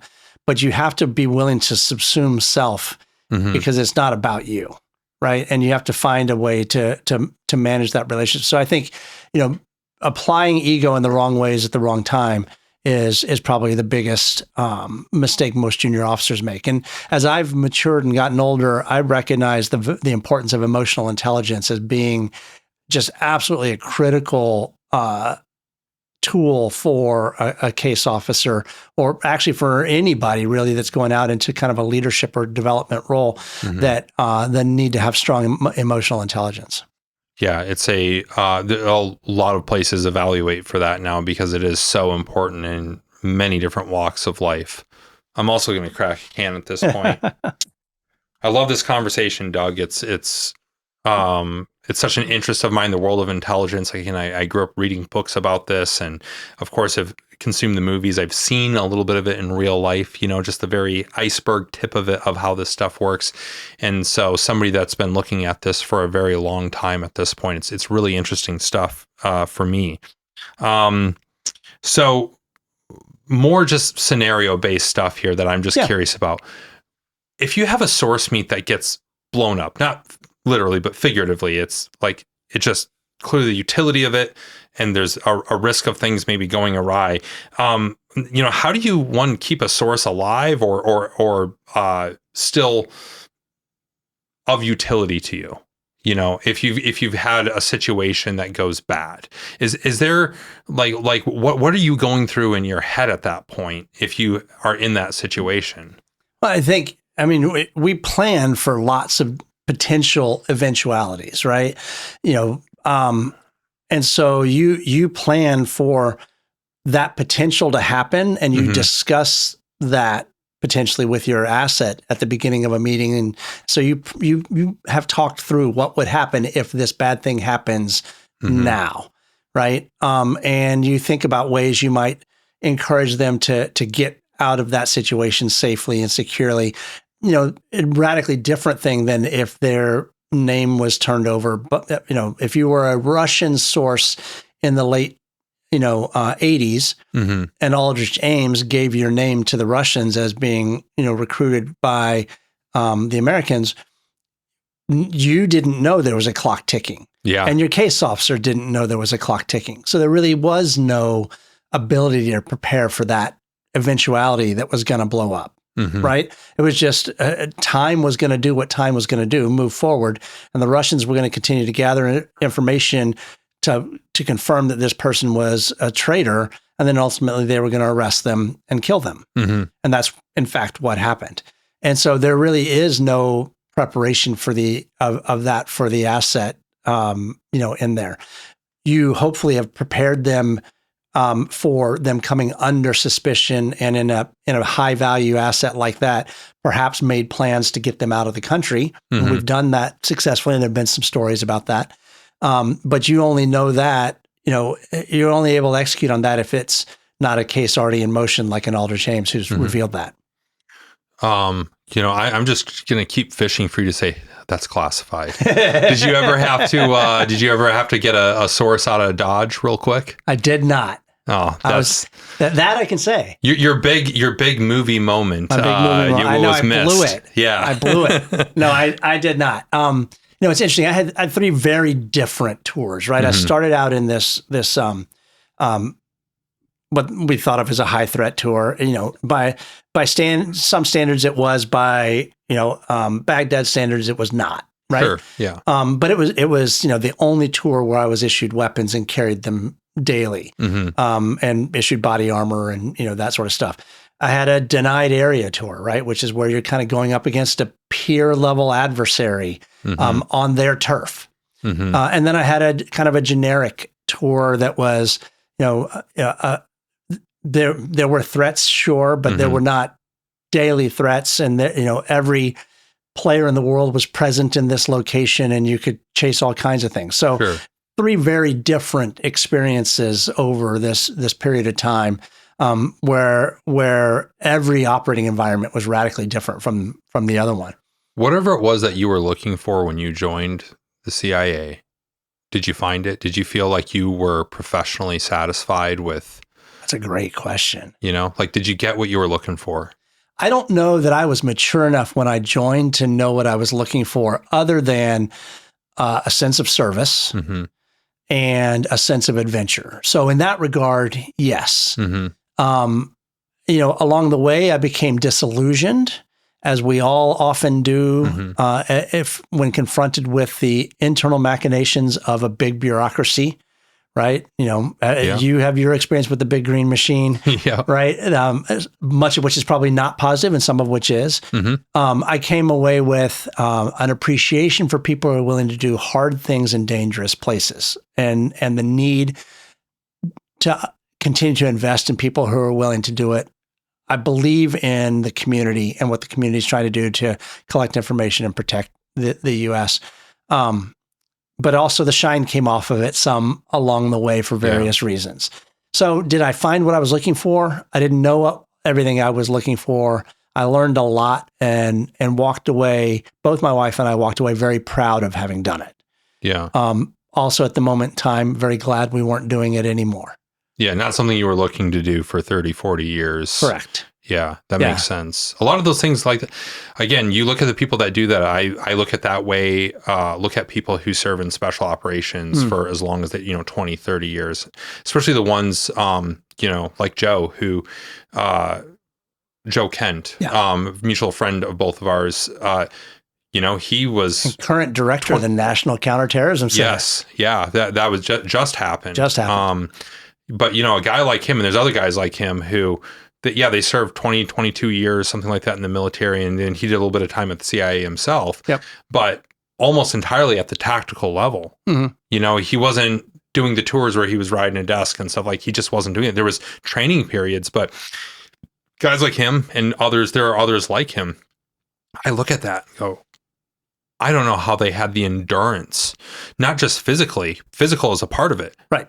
The mental endurance to do that for as long as they did. And there are people that they are built different. It's one thing for me to have been in the Army for 8 years or something like that. Or you were doing a very different thing, but be in the CIA for a decade. And I think it's almost like another person that does it for 20, 30, 40 years. And I have friends that did that like you do. And many of them at great cost. Very few of them are still married to their first. You don't walk away unscathed. You don't. Very few are still married to their first spouse. Yeah. Right. That's a commonality between our two respective, careers. Very few marriages survive full careers in that space. And all of you will lose friends along the way as well. Yeah. In that. And you lose parts of yourself along the way. Yeah. Again, going to unsavory places, working with even less savory people. I can only imagine there's a lot of people out there that maybe walk away from a career in intelligence where they have some regrets or things like that, because it is, you put yourself constantly in those situations. It's hard not to walk away with some things you wish you maybe would have done differently. It's very different. And this is a similar conversation that I had with Josh about being a paramedic. When you're out doing it every day, there's not a set deployment and then you come home. You're doing it. There's no way to not have some things that you wish you would have done differently or a do-over in certain days, Well, you work in academia now. You work in a lot of different places, like as we covered in your intro. You're a man of many talents. But for deep covers today, which modern covers, when you're talking about anything from academia, startup entrepreneurs, NGOs, which of those concern you the most, or maybe the opposite of the spectrum, they're the most overhyped as far as a threat to the United States? So way back in the Cold War, the Russians would use news journalists, right? I'm not sure if they're still doing that now or not. I think I'm worried less about the cover and the cover roles that they have and more about what access do they get to. I am concerned about academia as an area. The U.S. has a culture of developing a lot of technology in open spaces, right outside of classified spaces. But some of that technology is beneficial in advancing others' development programs, both weapons, cryptography, et cetera. And so, absolutely, there's a huge tension in academia between freedom and protection of information. And again, our culture as intelligence, as a U.S. Intelligence community, is very different than, say, China or Russia's willingness to use academics to go pursue technologies in those environments. So, that is an area that I think should be closely monitored. And there'll be many free speech advocates who will disagree with me stridently on that, and that's okay. Yeah, right. That's part of the culture that we're in. But I think we do so much development in the open of stuff that ultimately has protected need that you have to manage that conversation somehow. That it really blew me away one time. I was doing a story on a specific technology, and I was interviewing somebody with a contractor that was a civilian contractor that was developing this, but for SOCOM. And they told me, they were like, we were trying to schedule an interview, like, we got to do it soon.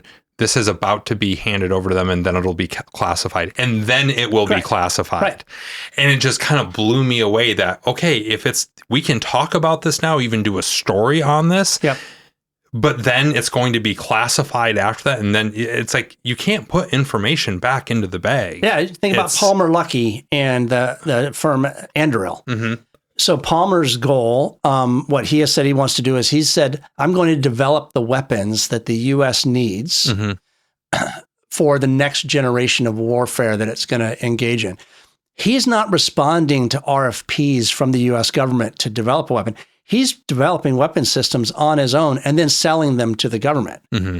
So there's no way that he can't develop them generally speaking, in a classified environment. He has to develop them almost in an open environment, then sells the systems into a system that then classifies them. And, obviously I'm hyper simplifying something, but sure. But that at some level, that development in his world always starts with an overt or open source level of information that then goes through. So, and that's our culture. So how do you protect our nation and our need for that in an open culture like that is a challenge. Do you think the concerns around this is at least part of the motivation where the current administration is looking at foreign student visas for our universities? Do you think that's where this is stemming from? Yeah. I mean, so again, sticking with the Chinese as part of our thread of discussion, and I don't mean to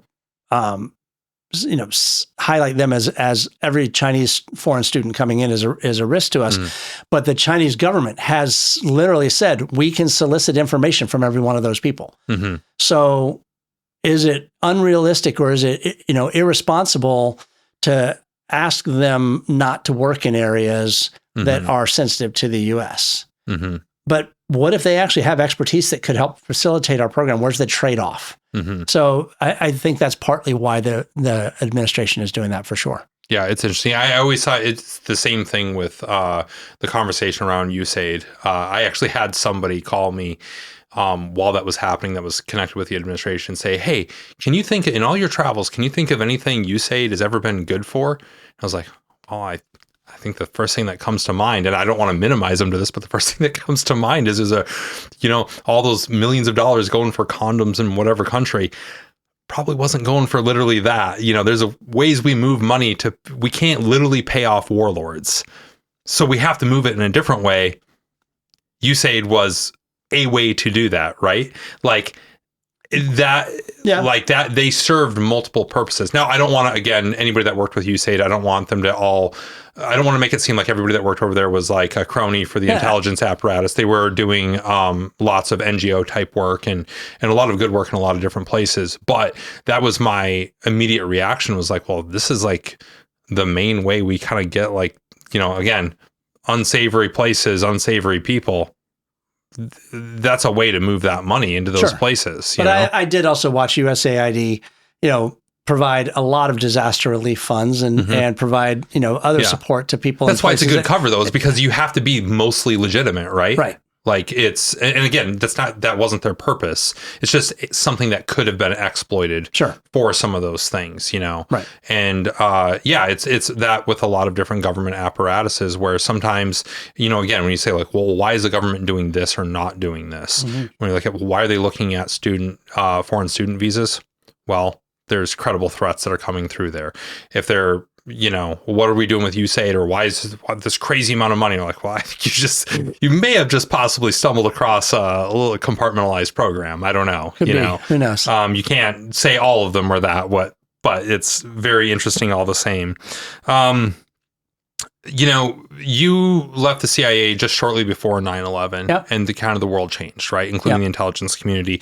Is there any tradecraft since then that has atrophied that, or like the way we approach doing business that atrophied that you'd like to see come back, or maybe is in the process? I don't know, but things that you learned that you use that maybe atrophied in the GWAT era. So what I hope didn't atrophy in the GWAT era is the ability to go out and meet sources in dark alleys and hotel rooms and collect intelligence at the bowels of the decision-making environments of, foreign governments that are of importance to us. I don't think it did. I know we spent lots and lots of money on covert action programs executed by, CIA in, conjunction with JSOC, but they continue to invest in, classic intelligence collection as well. I think they improved tradecraft in some areas in the face of advancing, technologies. And I think they've learned to leverage technologies in ways, but I hope that core skill set of just managing to recruit people, right? And that human to human interaction never went away. That people business. The people business, because that's at the end of the day what it is, right? The best technology can steal secrets, but it actually can't tell you intent. It just tells you, like, the best you can do is get what the document tells you. But in reality, it takes another human to tell you what they intend to do and what their plan is. And so getting to that will always be a human component. You went from being a case officer to a CFO, an executive in a company. How has your training in human made you better at managing things like supply chains, insider risk, vendor exposure, things like that? Yeah, I think, a sojourn at business school helped sharpen some of my finance tools and also got me thinking about how to apply lessons from the agency in leadership and people management.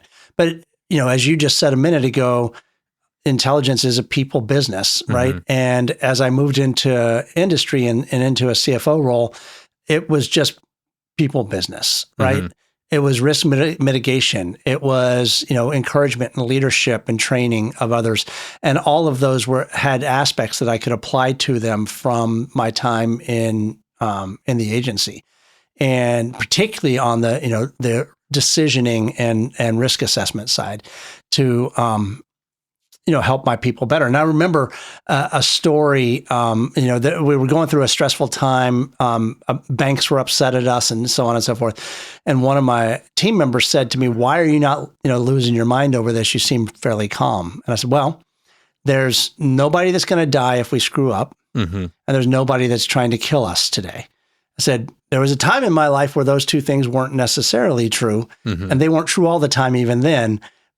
But once you've experienced that, your approach to stress, I think, changes a little bit, especially if you've learned how to process that stress. So that really is what facilitated, I think, that transition for me into business.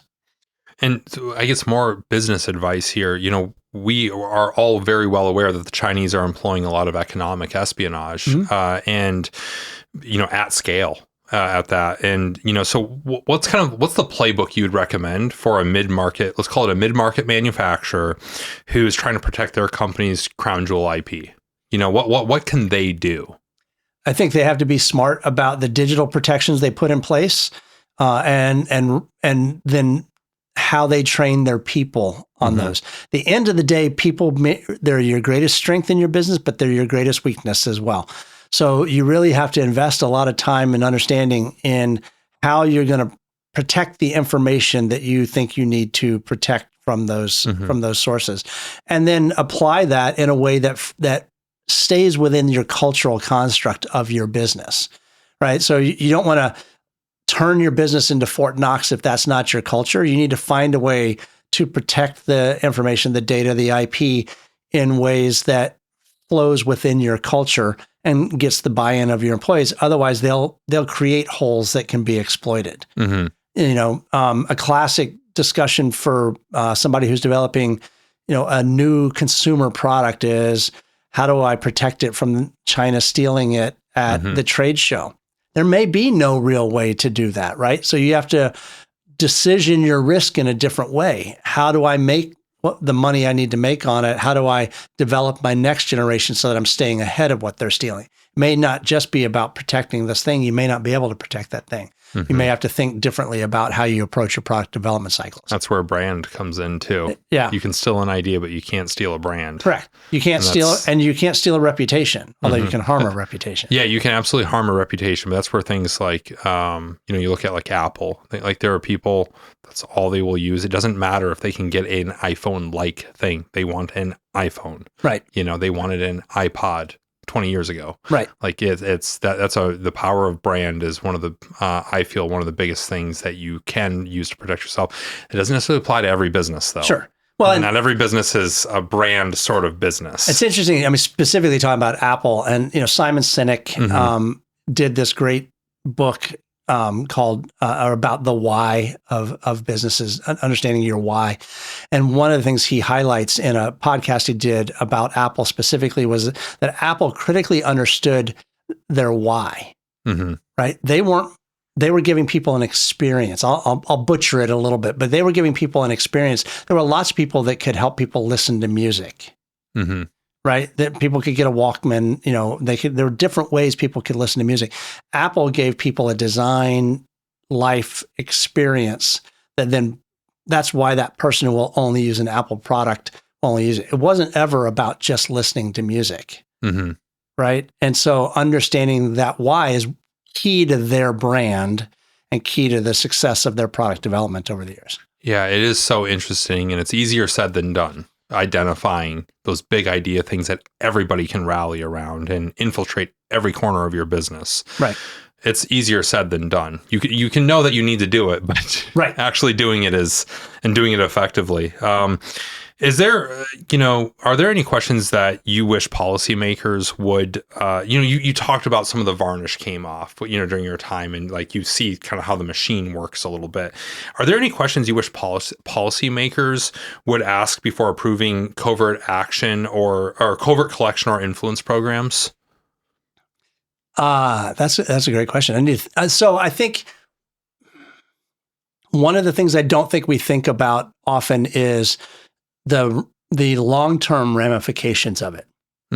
Right. So if I think about 20 years of covert action in the GWAT and where we ended and left Afghanistan for in 21, what would we say it was worth it back then? Like if that was, so I think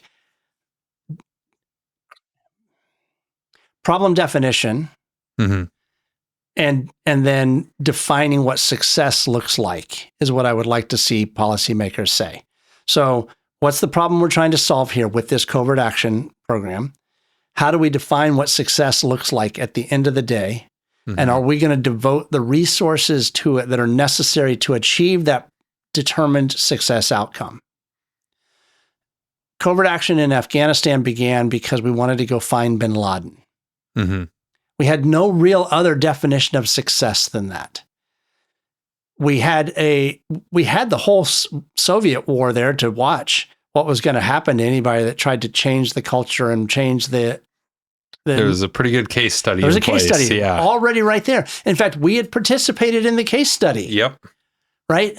And so at some level, the outcome shouldn't have surprised anybody, particularly when you figure out we didn't have good definition of success going into there. We had some tactical ones along the way, obviously, but we didn't have like a real definition of, at the end of the day, we would be proud for this thing to have happened. And so at the end of it, I don't think we were proud of what had happened. Yeah. It's, I think a lot of people grapple with questions of, was it worth it? Or was my efforts worth it? Was the loss of life worth it? Was the loss of treasure worth it? Depending on what angle you're looking at it from. Right. I would counsel anybody that's worried about their effort. Like they've got to come to grips with their own morals, their own ethos about that. But if you had signed up to do a thing and you were tasked to do those things and you were obedient to doing those things, then you can hold your head up proud as having served honorably in that role. It may not have led to the outcome that you now know you wished it had, but that's a different discussion. That's a foresight you didn't have going back into that time. So I think, definition of problem definition followed by definition of success with resources aligned to ensure success would be the main thing I'd want policymakers to look at. The second thing I'd love for them to take a better peek at would be unintended consequences, right? We have historically removed despots from power. Rarely have we had a better person take over. Interesting. We can look at Gaddafi in Libya. We can look at a lot of different places in Central and South America, actually, from early influence programs in the 50s and 60s that the CIA conducted. Guatemala, I mean, you can go on CIA.gov/archives and just type in Guatemala. Holy cow. Yes. It is. Same thing with Chile. Yeah. You can super interesting stuff. Yes. And I mean, and there's a lot of people that have to live a very hard life today because of, like you said, some of those unintended consequences. 50 years ago. And so if you think about nature abhors a vacuum, right? We better be prepared for what actually happens when that vacuum of leadership is created, right? And what are the unintended consequences? Who are the people you've vetted to fill that vacuum, and how do they treat people? Because sometimes that enemy you knew may actually be a better choice than the unknown that follows. Yeah, it is hard to know, but just know that when you participate in regime change, you're playing with fire. But I think that gets back to those definitions of success again, right? Yeah. Now, I think it would have been stupid for us to think we can, if a definition of success for Afghanistan would have been the application of democracy in Afghanistan, I think that also would have been a silly definition of success, right? So a definition of success has to be achievable. Has to be achievable, and culturally, the cultural context matters significantly, right? So those would be the two things I think I'd like to see policymakers focus on prior to greenlighting significant covert action programs. Yeah, I think that's really insightful, and we could apply that across our entire foreign policy, really. Those things both apply.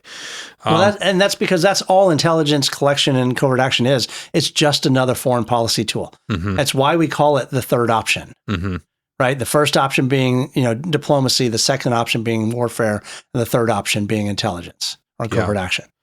Yeah, it's really, it is interesting. And that's actually a whole other podcast at some point, diving into how those interact with each other, actually, because rarely do any of them happen in a silo, right?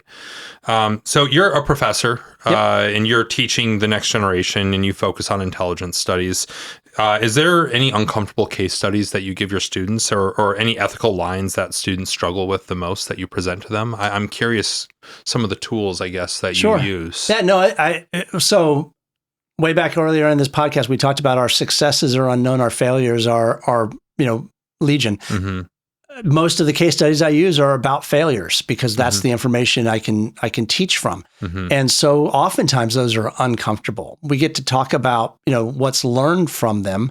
But, when we talk about, the overthrow of Iran in 1953 by Kermit Roosevelt, right? That's what set up ultimately the Iranian Revolution and the capture of the Americans and the failed Delta rescue and the mullahs in Iran. And so it's uncomfortable to talk about. Americans don't like to talk about failure. We like to talk about success. Unless you're a Minnesota Vikings fan, then you are obsessive about the 1998 missed field goal that would have sent you to the field goal. But I mean, that's a whole other thing. Or a Buffalo Bills fan in any year. But and then we do talk a lot about the ethics of it, right? Because you're, as a CIA officer, you're taught to lie, cheat, and steal. Lie, cheat, and steal. But you're doing it for a righteous cause. And so we unpack in some of the classes, we talk about, just intelligence, leveraging the theory of just war to talk about just intelligence and the impacts on culture. So it's it really is maybe a more front and center question for the everyday case officer of, do the ends justify the means? Has to be. Yeah. Right. And I remember when I specifically remember confronting it when I worked on a covert action program that was going to result in people losing their lives. And I had to decide did I trust the leaders making the decisions?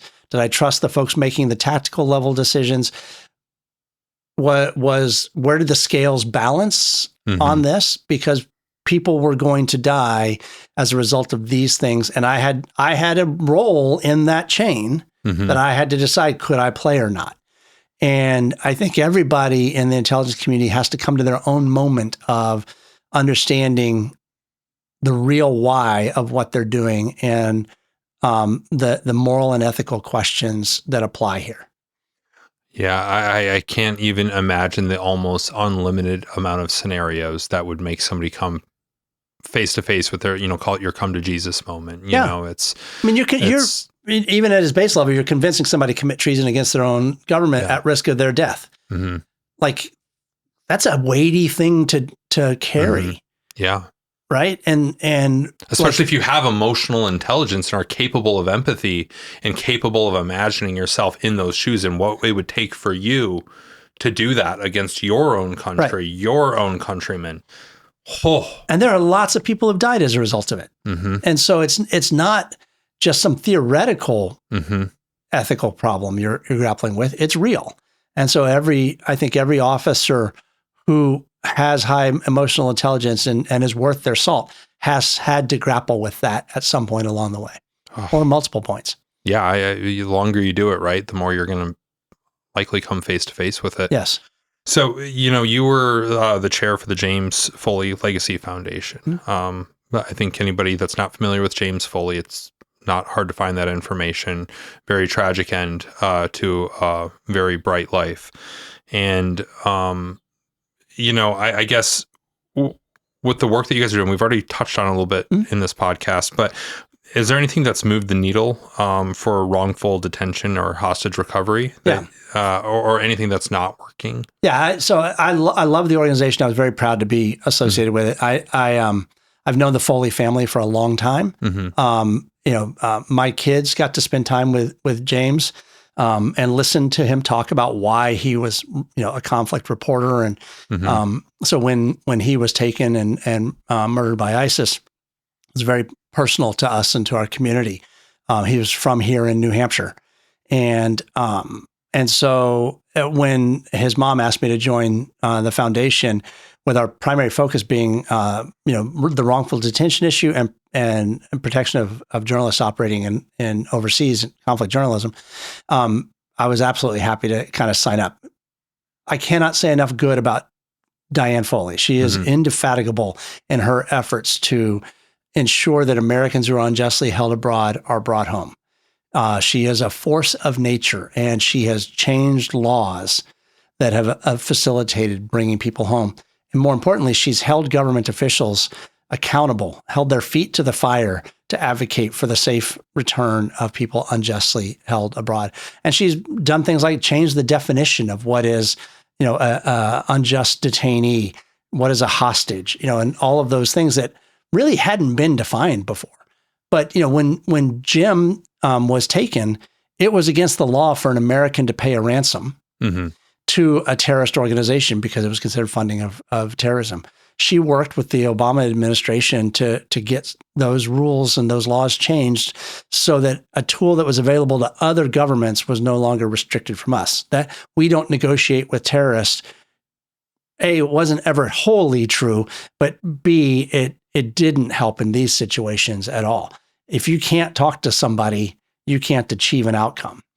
And so the Foley Foundation, I think, is just done a phenomenal job at working in that space and helping get folks home that are unjustly held abroad. Yeah, I just as somebody that is, I didn't do it for a very long time, But as somebody that has been in a situation where that was always a possibility of happening, it's near and dear. And still have a lot of friends that go out and do that kind of work, and knowing that there's a foundation out there that's looking out for them like that it's very, very important stuff. Well, and you know, Russia in particular has taken up as a tool in its toolbox the idea of hostage diplomacy, right? Which is that they've recognized that they can take people, and then that gives them another bit of ammunition in their arsenal to use. Famously, Brittany Griner. And others. Yeah, she's not the only one. I say famously as like maybe one of the most famous examples of it. Yes. You know? And have leveraged those in order to achieve other ends or get other people back that have been in prison for heinous crimes. And so that's where the nickname hostage diplomacy came about. And it's a tactic that they engage in that we do not. Yeah, it's not all that surprising.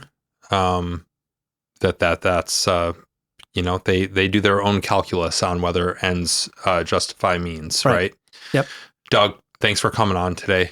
I really appreciate Absolutely, it. bro. This is a very insightful conversation for me.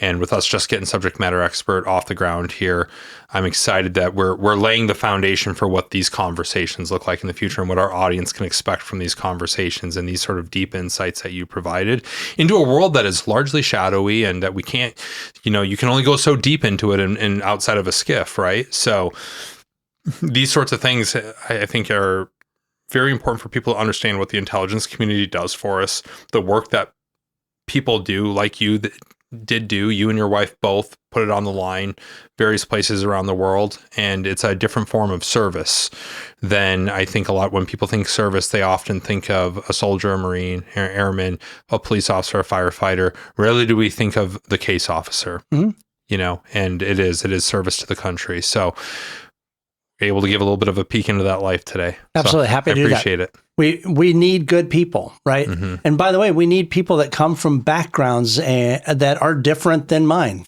We need people that can help us go to places that we haven't been in the past. So we want smart people with good skill sets, language skills, et cetera, to come find an opportunity to serve. And what's that quote? Professor that can win in a bar fight? Yeah, a PhD who can win a bar fight. There we go. We go. You ever won a bar fight? I have lost some bar fights.